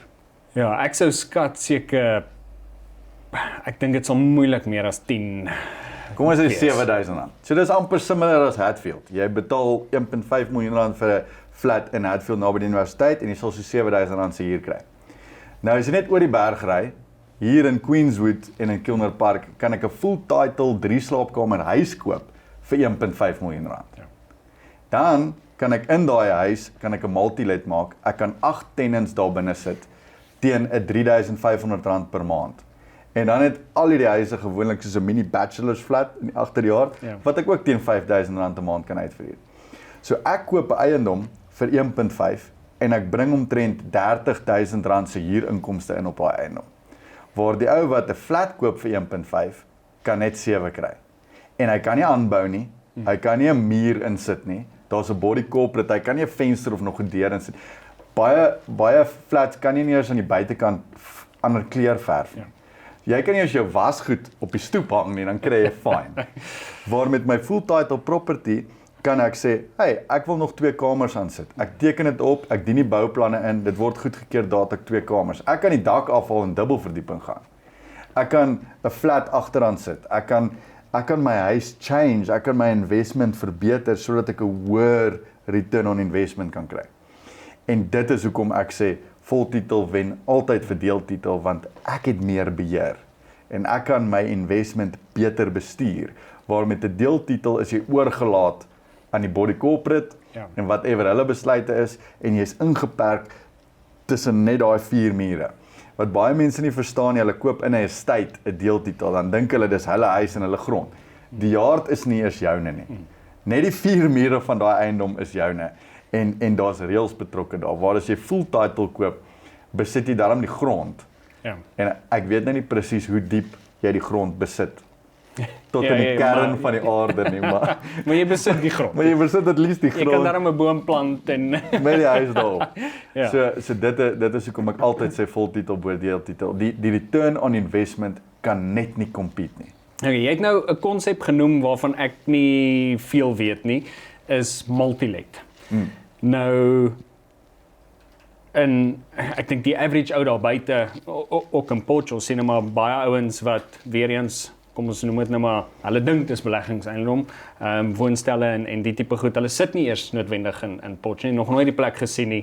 Hy sit in Ja. Johannesburg of in die Kaap of wat ook al en hy dink is naby universiteit en Jo, dis interessant van dis scary. eiendomsagente wat soms is dit vir my bietjie hulle bemarking is vir my baie keer interessant want ek meen as jy vat iemand soos 'n finansiële adviseur het al die regulasies waaraan hulle moet voldoen om finansiële advies te kan gee, maar dan lees jy 'n Facebook post van 'n eiendomsagent en dan's dit hierdie is die beste belegging wat jy al in jou lewe gesien het, jy moet hierdie woonstel koop, dit gaan jou lewe verander. Dan sê ek so baie fyn lyn tussen dit en finansiële advies. Ja. En is dit regtig 'n goeie belegging of nie? Kom ons ek het nou gepraat oor die woonstel wat 15 jaar terug ja, een of ander agent het dalk vir daai ou gesê hoor hierdie is 'n great Hy gaan belegging. groei in waarde en hy gaan En nou hy het daai ding gekoop, hy het op kapitaal R100,000 verloor wat nou nog van heffings en al die tipe goeders wat nie met sy verband uitgekom het, sy huurinkomste in verband was te ver uit mekaar uit. So was dit finansiële advies, was dit nie finansiële advies nie, maar multilet. Ek het dit al in van jou video's gehoor, maar ken dit nie regtig nie. Hoe werk dit? Hoe lyk dit? Jy het nou gesê voltitel is altyd great. In Porch, as jy voltitel eiendom koop, dan huur jy hom uit aan 'n gesin. En 'n gesin bly daarin en dan klop die som en heel moontlik nie. Hoeveel kos 'n voltitel property in die suburbs meer soos 'n ouer area waar die huise nie modern is nie, dis bietjie ouer huise. Ja, dis Wat sal jy betaal vir 1000 square meter erf property, jy weet, waarin jou ouma en jou oupa bly? 1.3, 1.4 miljoen. Baie dieselfde as Nou, die moot. So dink gou, jy het net vir my gesê 'n flat is 1.3. Ja. Daai voltitel huis ook 1.3. En jy kry soveel meer huis. Jy Ja. kry 'n huis, jy kry 'n erf. Nou, so daar behoort dit al klaar vir jou te wys dat die flat is nie 'n goeie investment opsie nie. Want 3 km verder kan jy 'n hele huis koop vir 1.3. So dit behoort klaar vir jou te sê jy kry soveel meer waarde vir jou geld. Nou kan jy na daai huis kyk en jy kan sê, okay, ons kan hom uitverhuur aan 'n enkel familie. Die eerste ding wat ek daar sal sê is, dis 'n risiko. Wanneer jy die adres verhuur aan iemand, sit jy in daai posisie waar die oom met die baseballbat en die honde uitkom. Ja, Want dis sy livelihood, dis sy tenant- gesin bly daar, sy Volgens die wet het die tenant nou okkupasie van alles binne die mure. Alright? So die eerste ding wat ek sal doen is ek sal nooit so groot huis verhuur aan net een tenant nie. Ek sal at least 'n granny flat hê aan die kant en dan verhuur jy aan die familie in die huis net die huis. So op jou lease agreement sê jy huur nie die adres nie. Jy huur hierdie huis op die adres en vir die persoon in die granny flat verhuur jy die flat op die adres. Die gras is communal property. En dis die eerste ding wat ek sal doen. En baie van hierdie ou huise het 'n klaar 'n tuinwoonstel in die agterjaard. As hy nie het nie, het hulle gewoonlik hierdie lone standing garages wat jy kan convert in 'n tipe van 'n tuinwoonstel. En dan kan jy iemand daar laat bly. Dan kan jy nou 'n volgende stap vat en jy kan sê, okay, daar's 'n opsie om hierdie huis te verdeel in 2 huise. Want baie van die ou huise het nog 1000 square meter erf, so jy kan 'n sectional title daar registreer, jy bou 'n muur reg deur die middel van die huis en jy verdeel na die huis in 2 huise. Nou wat ek opgetel het in my area is, jy kan sê nou maar R10,000 huur kry vir 'n 3 slaapkamer groot huis. As jy hom verdeel en jy sit hom in 'n sectional title, kan jy R10,000 huur kry vir die 2 slaapkamerhuis en die ander 2 slaapkamerhuis. So nou kan jy R20,000 huur kry vir dieselfde property net deur hom te verdeel in 2. En jy verf hom mooi. en dan sê weer meer moderne. Ja. Dan kry jy nou nog 5 op jou granny flat. So nou staan jy al klaar op R25,000 se huur in plaas van R10,000 se huur. So dis klaar iets wat jy kan doen en dis redelik normaal. Jy moet net jou bouplanne opdateer en jy dien dan jou sectional titel skema in, jou deeltitel skema in met sy plan en so kan hy geregistreer word as 2 deeltitels en wat dit selfs beter maak is nou het jy 2 title deeds wat jy nie kan leverage. As jy nie deur al daai moeite wil gaan nie, dan kan jy altyd net aansoek doen vir 'n tweede woonhuis op die property en dan het jy jou 2 huisies. As jy dit nou nog 'n stap verder wil vat, dan kan jy sê, okay, kom ek doen 'n multi-let. Dit is meer hands-on, meer admin want jy het meer tenants. Maar dan kan jy sê, okay, ek gaan hierdie huis verhuur aan multiple tenants. So, wat ek gewoonlik doen is, ek het maar net die huis soos 'n residential property en ek verhuur net die kamers. Ek butcher nie die huis en bou, jy weet, mini units met wasbakkies en kombuisies. Daar's ouens wat dit doen, maar dan val jou plan B weg. Want hoe kan jy hom weer verkoop? Daar is dan jou enigste verkoop? opsie. Ja, so ek hou van, as dit nie werk nie, dan verkoop ek hom net weer aan 'n familie. Want hy bly 'n residential huis. So ek gaan nie baie high density nie. Ek ken van ouens wat 11, 15, 20 mense in 'n huis sit. So ek stiek met 6 tenants in die huis en dan dalk die bachelor's flat. Partykeer 8, 6 tot 8. En hoe dit werk is jy vat dan jou title deed, jy gee dit vir jou prokureur en saam met die prokureur en jou stads- en streeksbeplanner doen julle aansoek vir 'n consent of use. En jy sê vir die munisipaliteit hoeveel huurders jy in die huis wil laat bly en jy doen dan aansoek vir die consent of use vir 6 tenants of 8 tenants. En al wat dit is, die huis verander nie. Hulle gee jou net toestemming dat jy mag verhuur aan multiple persone. En eintlik waar hulle meer jy weet ge-worry is altyd dis al genoeg parking. So dis die grootste ding. Parkering. Jy moet parkering op die plan aandui vir soveel mense en hulle wil kyk of gaan jy ekstra traffic bysit en wat gaan jou strain wees op elektrisiteit en dan raak jou rates en taxes net 'n bietjie hoër en jy moet dan obviously nou jou applikasie doen en dan het jy 'n consent of use op jou title deed. So dit bly 'n res 1. Dit kry net 'n consent of use by dat hierdie is 'n residential property, maar dit mag uitverhuur word aan soveel mense. En dan het jy wat jy noem 'n multi-let. En in so 'n geval kan jy 8 mense hê wat kom ons sê R3,500 'n maand hier betaal. Party van my kamers verhuur ek vir R4,200. So nou kan jy immediately sê, okay, kom ons maak dit so maklik. Jy het 10 mense op die erf teen R3,500. Daar het jy R35,000 se huur in plaas van jou original 10. Nou het jy 'n cashflow positive property. Hy betaal baie vinniger af en hy gee jou meer affordability om te leverage en volgende eiendomme te koop.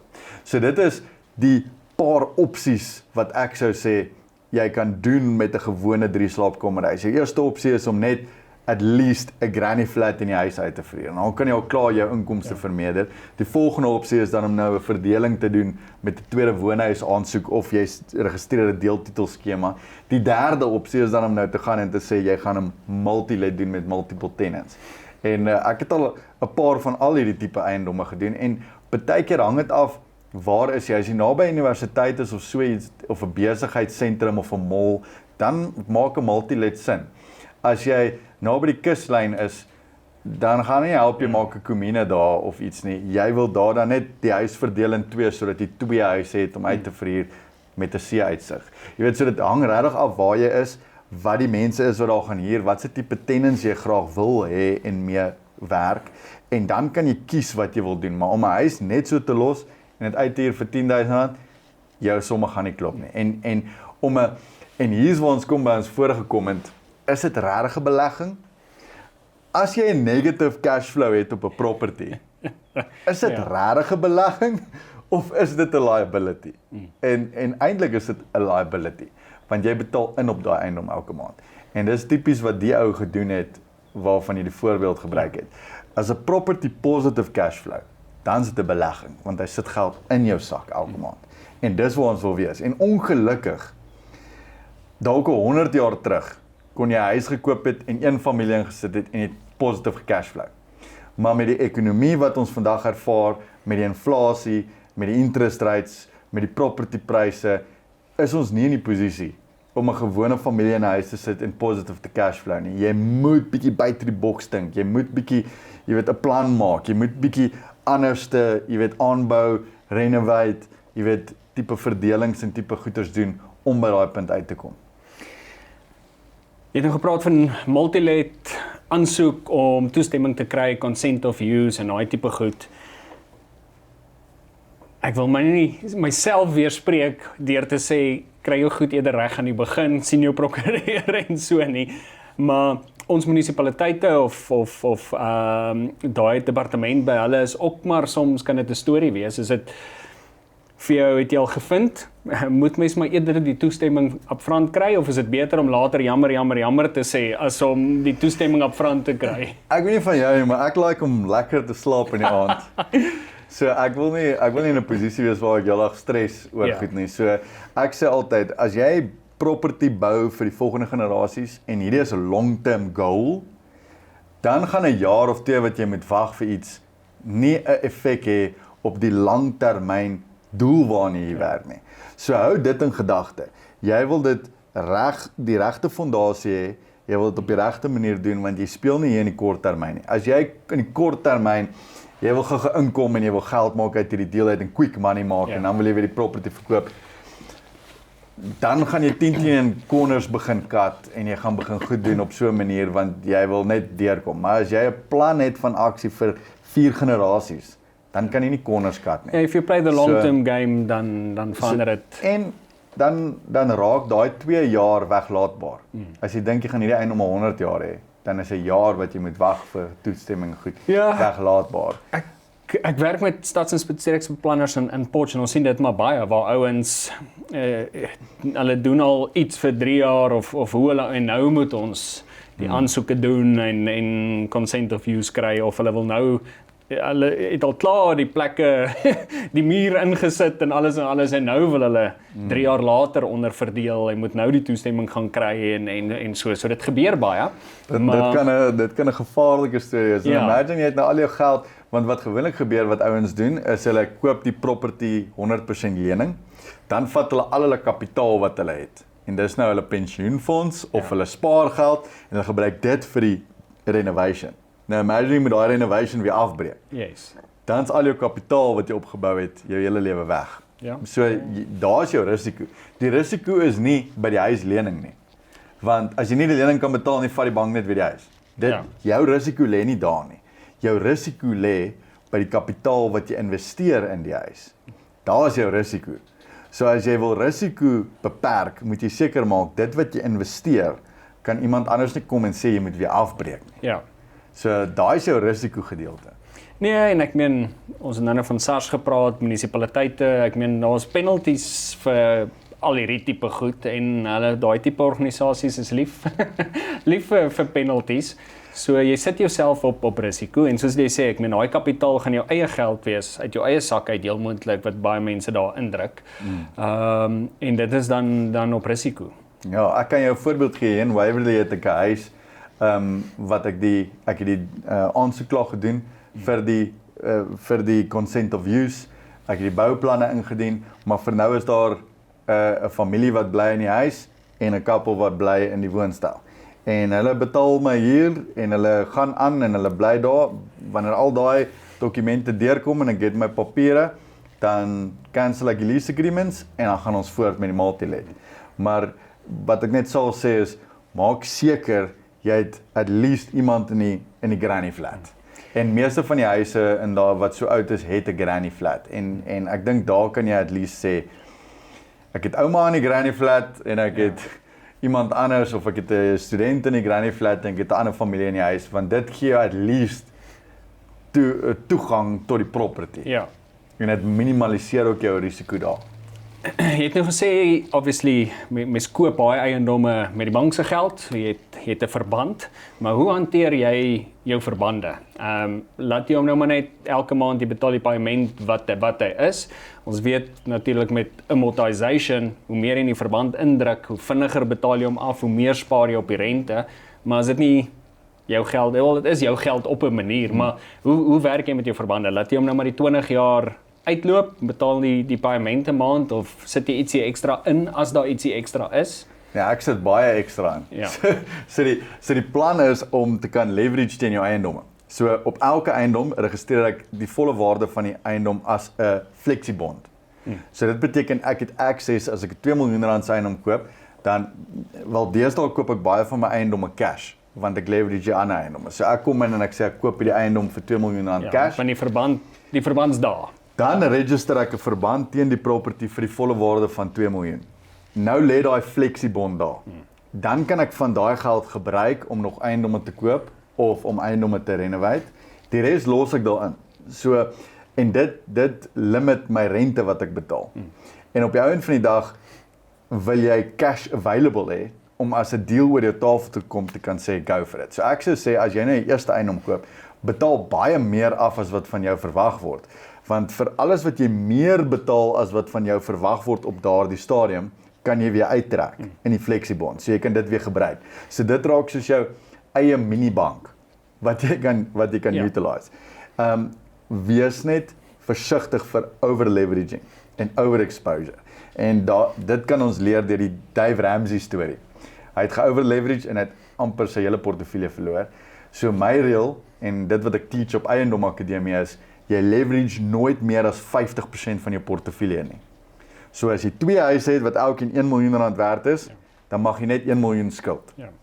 As jy 3 huise het wat 1 miljoen rand werd is, mag jy 1.5 miljoen skuld.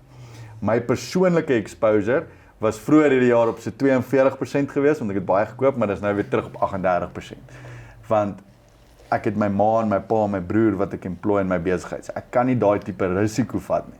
So ek is op 'n 38% exposure, waar baie eiendomsbeleggers al buite is op 100%, op 90%.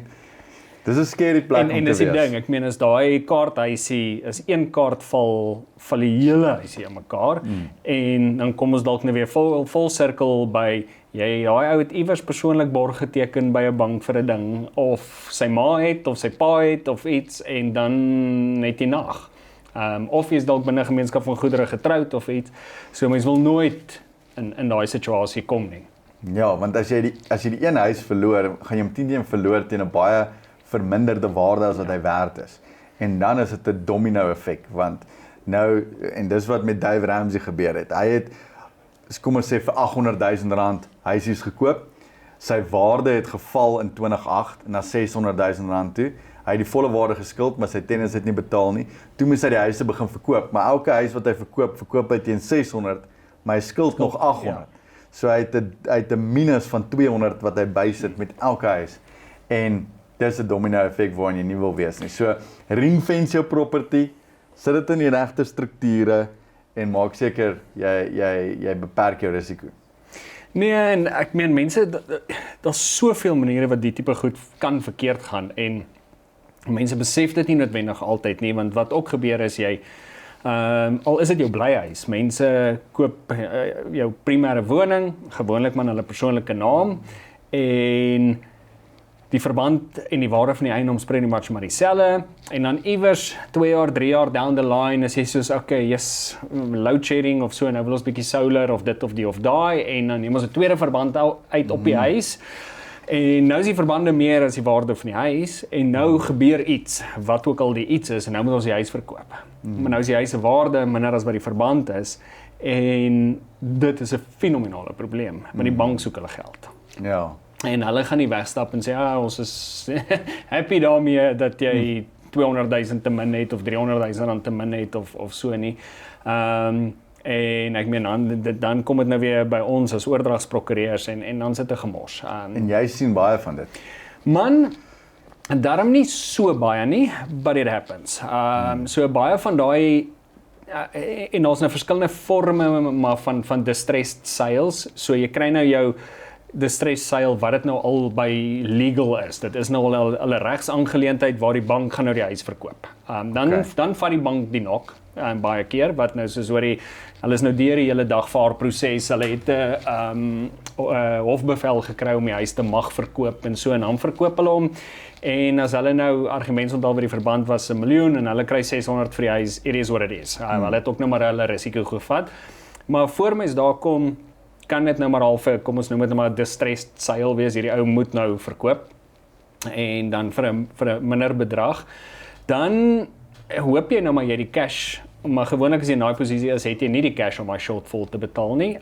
Andersins gaan die bank dan dat jy 'n acknowledgement of debt moet teken, so jy raak persoonlik dan nou. Maar dit sal nie in alle gevalle so wees nie. Jy gaan nou natuurlik moet kan bewys jy die inkomste en so, maar dan word jy nou maar ook gelys by die ITC of die kredietbureau en jy moet nou die bank obviously betaal en daai shortfall. En die ander opsie is dan nou natuurlik as dit op 'n veiling opeindig. Dit kan so vinnig Gebeur net soos dit. Baie vinnig. Dis 'n COVID en jy verloor jou werk en boom, daar's jy in daai situasie wat jy nooit verwag het nie. Ja, eintlik meen al is dit nie eers COVID nie, die realiteit is mense verloor hulle werke, besighede vou, it happens. En daai tipe goed is dan op risiko, so mens moet, ek stem saam met jou, baie versigtig wees en ek is ook baie pro, ek meen jy wil jou verband raak ry, want daai amortization, as mens eers gaan kyk wat 'n verskil dit kan maak. Hoe bedoel jy wil jou verband raak ry? Ja, jy wil hom so vinnig as moontlik afbetaal. Okay, ek wil staan. Nee, jy wil alles wat jy daar kan ingooi, want yes, dit weer eens mense verstaan nie dat, kom ons vergeet nou vir 'n oomblik van leveraging, ons sit nog steeds in Suid-Afrika waar baie mense koop hulle primêre woning, vol verband, in hulle persoonlike naam, so jy koop 'n R2 miljoen se huis, en vol verband, jy gaan hom vir 20 jaar afbetaal, jy betaal die bank gewoonlik 2,5 keer terug. So, ek het al comments op TikTok gekry wat mense het nie gedink hulle betaal rente nie. Hulle het nou maar net gedink hulle betaal die bedrag vir 20 jaar, maar dit is die 2 miljoen wat op die price tag was. Nee. En as jy 'n huis soos dit koop, waar jy hom koop en jy betaal hom vir 25 jaar net die paaiement, dan soos jy sê, betaal jy 2.5 die waarde van die huis. Ja. Dis 'n baie slegte idee. As jy 'n bond kan hê vir 25 jaar wat jy afbetaal, weer teenleen, afbetaal, weer teenleen, afbetaal, weer teen, dan het jy daai geld 6 keer gebruik vir die 11% wat jy daarvoor betaal het. Ja. Dan raak die koste van daai kapitaal baie laag. Dit raak amper weglaatbaar. Ja. Maar as jy daai property net gaan afbetaal met jou paaiement vir 25 jaar, dan is die koste van daai kapitaal baie duur. Nee, en ek meen dan die realiteit is jy het vir 'n R2 miljoen se produk, huis, R5 miljoen betaal. Dit kan nooit sin maak nie. En wat jy nou ook sal weet en mense verstaan dit nie. Hulle het 'n eiendom gekoop en oor 3 jaar wil hulle verkoop. Kom ons gebruik nou maar die 2 miljoen voorbeeld, dan sal hulle soos, hoorie maar die bank sê ons skuld hulle nog 1.95 miljoen, maar ons het dan nou al 3 jaar die verband betaal. Wel, dit is hoe dit werk. Vir die eerste 70% is interest en 30% is kapitaal gewoonlik. Hy begin in die begin is dit meer as 90%. So Net interest. Wat jy interest betaal en 'n klein stukkie op die kapitaal. En gewoonlik hier as dit nou 20 jaar verband is, na 10 jaar 10 draai hy eers positief, of nou nie positief nie, maar wat die kapitaal meer begin raak as die rente. So dit maak 'n fenominale verskil. As jy, en veral in die beginjare, dis wanneer jy die grootste impak kan hê, ekstra betaal op die verband, jy bespaar soveel in rente, en meer as dit, jy betaal hom vinniger af, so jy betaal hom sê nou maar 5 jaar vinniger af, so dis 5 jaar meer wat jy weer daai geld het, wat jy mee goed kan doen, en dan plus wat jy nou sê natuurlik, as die access of 'n flexiebonde is, daai geld's daar vir jou om weer iets mee te doen. So, ek dink mense moet dit verstaan. Ek wil 2 goed jou kant toe gooi. 1, ek kry so baie wat mense sê, maar eiendom is 'n bate. Punt. Alle eiendom is 'n bate. En saam met dit, ek het onlangs 'n video gemaak, daar is 2 voices al buite, James Altucher en Ramit Sethi, wat baie pro-huur is. Hulle besit nie eiendom nie, hulle huur eiendom. En ek het 'n bietjie daaroor gechat op TikTok en die mense het uitgeflip. Want jy moet eiendom besit. Wat gebeur op jou ou dag as jy nie eiendom het nie en jy het nie iewers om te bly nie? En en of ek moet 'n eiendom hê want waar gaan my kinders bly eendag en so. Wat is jou gedagtes rakende daai twee punte as ek dit so kan sê? Okay, so kom ons begin by die eerste een. Gee my meer konteks oor die vraag.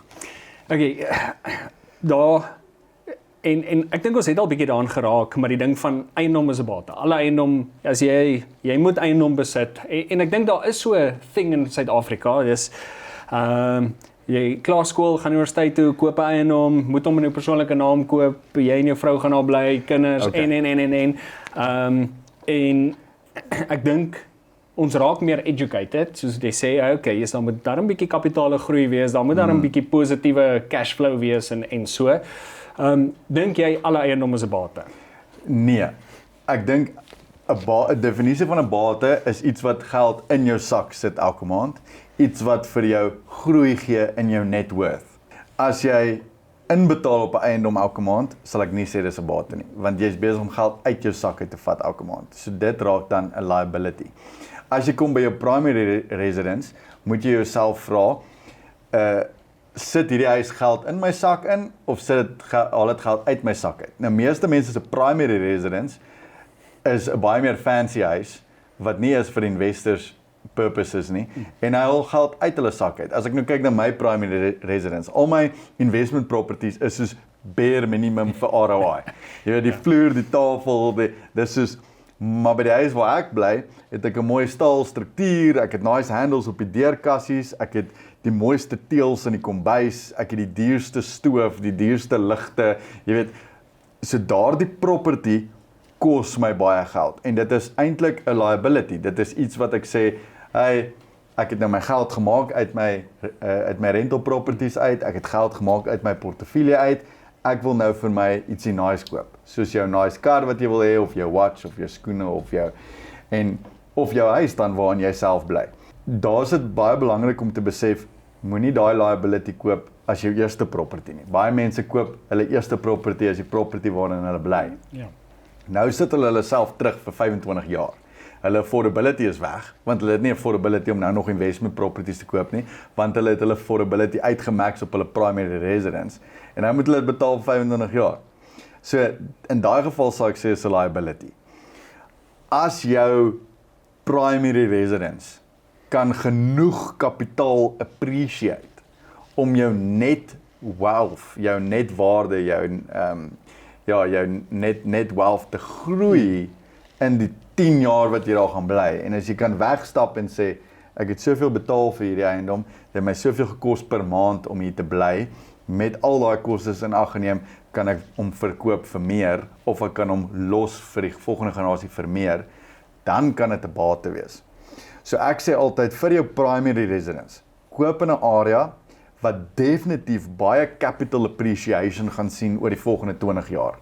Want hy gaan jou geld kos elke maand, as hy ten minste kan groei in kapitale waarde vir die volgende 20-50 jaar, dan kan hy vir jou 'n bate wees.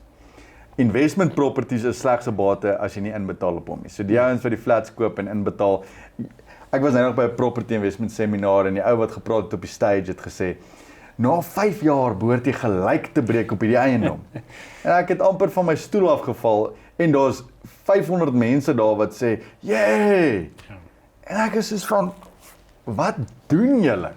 Jy gaan geld betaal vir hierdie eiendom elke maand. So, as ons praat van investment properties, slegste bate as hy positive cash flow het en as hy of capital appreciation, daar kan jy speel aan albei kante. Ek het een eiendom wat depreciate jaarliks in waarde, want die area gaan bietjie agteruit. Maar my return on investment net op my rental yield is so hoog. Dit gee vir my, dis 'n bate. En dan andersins, as jy at least 'n bietjie positive cash flow kan hê en jy het 'n high capital gain, dan kan dit ook 'n bate vir jou wees. So, rule of thumb, as hy geld in jou sak sit, bate, as hy geld uit jou sak uithaal, las. Even 'n property. Ek het wel, net 'n vraag op dit. Jy sê nou, okay, dalk eiendom wat depreciate en so, jy het vroeër gesê, nooit eiendom verkoop nie. tensy jy moet, as ek jou nou moet reg aanhaal, maar wanneer kom mens op 'n punt, of het jy al op 'n punt gekom, waar jy soos, okay, ek moet nou hierdie eiendom verkoop. Hoe neem mens daai besluit? Ek het nog nie op 'n punt gekom daar nie, ek leverage eerder net teen hom.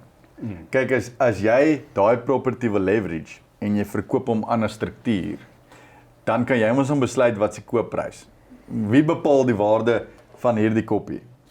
Die ou wat bereid is om hom te koop. So as jy die koppie wil koop, bepaal jy die waarde. So ek kan my eie eiendom koop by myself teen die waarde wat ek dalk teen wil koop.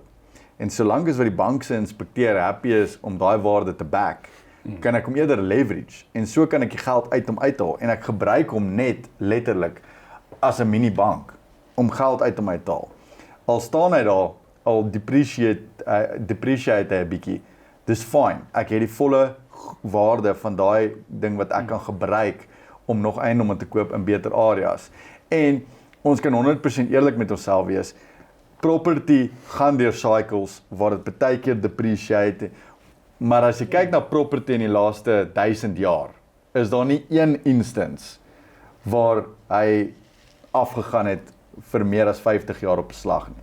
So jy kan amper guaranteed wees, al depreciate hy nou, hy sal nog steeds jou protect teen inflasie. Hy sal hedge teen inflasie. Eiendom sal jy altyd hedge teen inflasie. So ek weet, al depreciate hy in terme van koopwaarde of wat ook al, hy gaan nog steeds my protect teen inflasie. Hy sal pas hou by inflasie. So dit is nog steeds vir my 'n goeie belegging as ek 'n high rental yield op hom kan kry. Nou kom ons by die tweede vraag wat jy gehad het.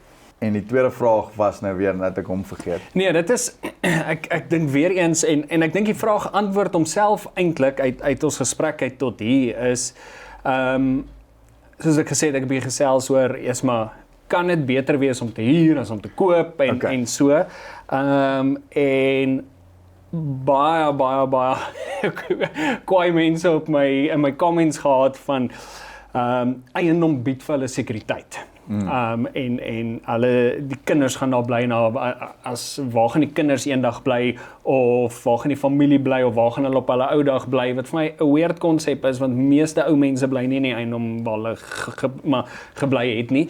Maar ek dink as ek kom nou eers self kan antwoord, jy kan dalk aangaan, maar dan maak dit net weer eens sin om dit eerder in 'n struktuur te doen want jy wil 'n generational wealth bou met die eiendom. Daar's 'n rede hoekom hy daar moet wees. Hy moet vir die kinders en daai is my 'n bietjie wanpersepsie want weer eens mens sien ook nie dat die kinders trek. Hulle gaan bly in die Kaap of in Johannesburg of gaan oor see en jy het ons moet nou hierdie eiendom, hy was vir ons 'n las in ons persoonlike naam, ons het nou net daaroor gepraat vir 20 jaar of vir 25 jaar. En dan val daai kaarthuisie die rede hoekom ons hom gehad het heeltemal plat eendag. Maar jy het jouself totaal en al teruggesit in die lewe. Finansiëel vir 20 jaar, 25 jaar, sommige mense het verbande vir 30 jaar. Met die doel dat hy sekuriteit moes bied, maar bied hy regtig sekuriteit? Ja, so as ons kom by daai vraag, Grant Cardone is ook pro hier jou huis waarin jy bly, koop investment property. Die rede hoekom mense dit sê is baie keer wil jy flexibility hê. Soos kom ons sê jy kry nou 'n nuwe werk, jy gaan na 'n nuwe area toe. Jy weet nie hoe lank jy daar gaan wees nie. Jy gaan dalk net 'n jaar daar wees en dan is jy weer uit. Dan sou ek sê, dit is dalk nie die beste idee om dan 'n eiendom daar te koop nie. 'n Eiendom is meer langtermyn. So jy moet at least bereid wees om 'n 10 jaar commitment te maak, want anders gaan jy nie daai kapitale groei sien op jou eiendom. So jy moet at least deur een cycle gaan met jou eiendom voordat jy hom verkoop. Want jy moet nooit verkoop as jy laag is nie. Dis maar soos die stokmarket. Jy verkoop as jy hoog is. So as jy net dink jy wil 'n jaar of 2 in die area bly en dan wil jy weer skuif, dan sou ek sê, dalk is daar 'n case om te sê, hier eerder die eiendom, want jy gaan nie lank daar bly nie. As jy dink, hierdie is die huis waarin ek gaan bly vir 10 jaar lank, dan sou ek sê, koop die eiendom. Jy gaan daai capital appreciation kry, op die einde van die dag, al breek hy gelyk, het jy 'n bate waarteen jy kan leverage, want jy gaan daai R10,000 'n maand se huur wat jy sou moes betaal aan hierdie kant, gaan jy R10,000 'n maand in jou bond insit. So aan die einde van daai 10 jaar, dan kan jy dit weer uittrek. En baie mense sou daai R10,000 spandeer het op McDonald's en KFC, klere, skoene, jy weet. Maar nou sit jy dit in iets wat dit weer vir jou kan teruggee oor tyd, want daai property gaan eerstens hou by inflasie, so jou geldwaarde is beskerm. Tweedens gaan hy moontlik kapitaal appreciate, so hy gaan meer raak in waarde, sodat jy daai ekstra kan uitleverage. En derdens, jy's beter met jou finansies, want jy moet daai ding betaal. So ek sou sê, as jy dink jy gaan vir at least 10 jaar in 'n area bly, koop jy huis. Dit is altyd 'n bate om 'n huis te koop. Jy kan altyd teen dit leverage, jy create jou eie klein bank. Ja. Ek meen as jy nou moet 'n lening vat vir 'n kar of vir iets wat jy wil doen, dan gaan jy nou met lening aansoek doen of 'n persoonlike lening vat teen 'n baie hoë rentekoers, waar as jy jou property besit waarin jy bly, kan jy altyd hom leverage teen 'n lae rentekoers en is goedkoop kapitaal. Ja. Wat jy dan nog steeds kan gebruik om jou kind se studies te betaal of om jou kar te koop as jy sou wou. Nie dat dit 'n slim finansiële besluit is nie, maar dit gee jou opsies om eiendom te besit. Waar as 'n huurder het jy nie opsies nie. En as jy daar wegstap, los jy al die geld wat jy in daai huurkontrak ingesit het net daar. Waar as jy wil wegstap van jou property, het jy reeds kapitaal daarin gesit wat jy kan behou. Die ander ding wat ek sou sê as dit kom by huur of koop, is dat mense is bereid om te huur hierso, maar hulle wil koop daar. Ja. So hulle huur 'n klein flat, jy weet, maar as hulle nou wil koop, nou wil hulle 'n 4 slaapkamer huis in die berg koop. So wat gebeur is, hulle compare ook nie appels met appels nie. Hulle sê, maar ek betaal hier R7,000 'n maand, as ek nou moet koop, gaan dit R15,000 'n maand wees. So ek sal eerder hier en my geld anders gebruik. Maar as jy dieselfde ding koop waarin jy huur, dan kan jy appels vir appels vergelyk en dan sal jy sien dat daai som maak meer sin. Dan sal dit altyd dalk 'n beter opsie wees om eerder te koop as wat dit is om te huur. Maar hulle compare nie appels met appels nie, dan dink hulle die koopopsie is duurder. Ja, makes sense. So dis my feedback op dit. Ek is natuurlik pro koop. Ek het nog nooit 'n huis gehuur nie. Ek het al my huise wat ek het gekoop en die huis waarin ek nou bly, my persoonlike huis besit ek ook, maar ek besit dit als in strukture in die proper manier en dit kan vir my wealth bou. Great. Ja, maar mooi. Was dit lekker? Thanks Albert. Ja, dit het geloop so stroop. Was baie lekker. Ek dink wat ek hier uitvat is begin vandag. Die beste tyd om property te koop is vandag. Maak al die voorbereiding voor die moeilikheid begin. Kry jou agreements in plek. Ja, Sit jou structure op voor die moeilikheid begin, want dit is baie duurder na die moeilikheid begin het. En property is 'n amazing manier om generational wealth te bou en die generasie wat na jou gaan kom te enable om amazing goeders te doen in die wêreld. En ek dink dit is op die ou end van die dag hoekom ons doen wat ons doen. Om 'n change te bring. Ek meen jy help soveel mense op sosiale media ook met jou raad wat jy gee en ek dink daar is waarde daarin om 'n purpose te hê en ons kan dieselfde doen met eiendom en te sê ons bou iets wat vir generasies 'n impak gaan maak in Suid-Afrika. So dit was lekker om met jou te gesels en om met jou hierdie konsepte te discuss en ek dink dit was 'n goeie gesprek. Ek het dit geniet. Ja, thanks. Nee, vir my ook baie lekker. Ek is nou gemotiveerd. So sien uit. Ja, dit gaan mooi loop. Thanks. Dan sê. Cheers.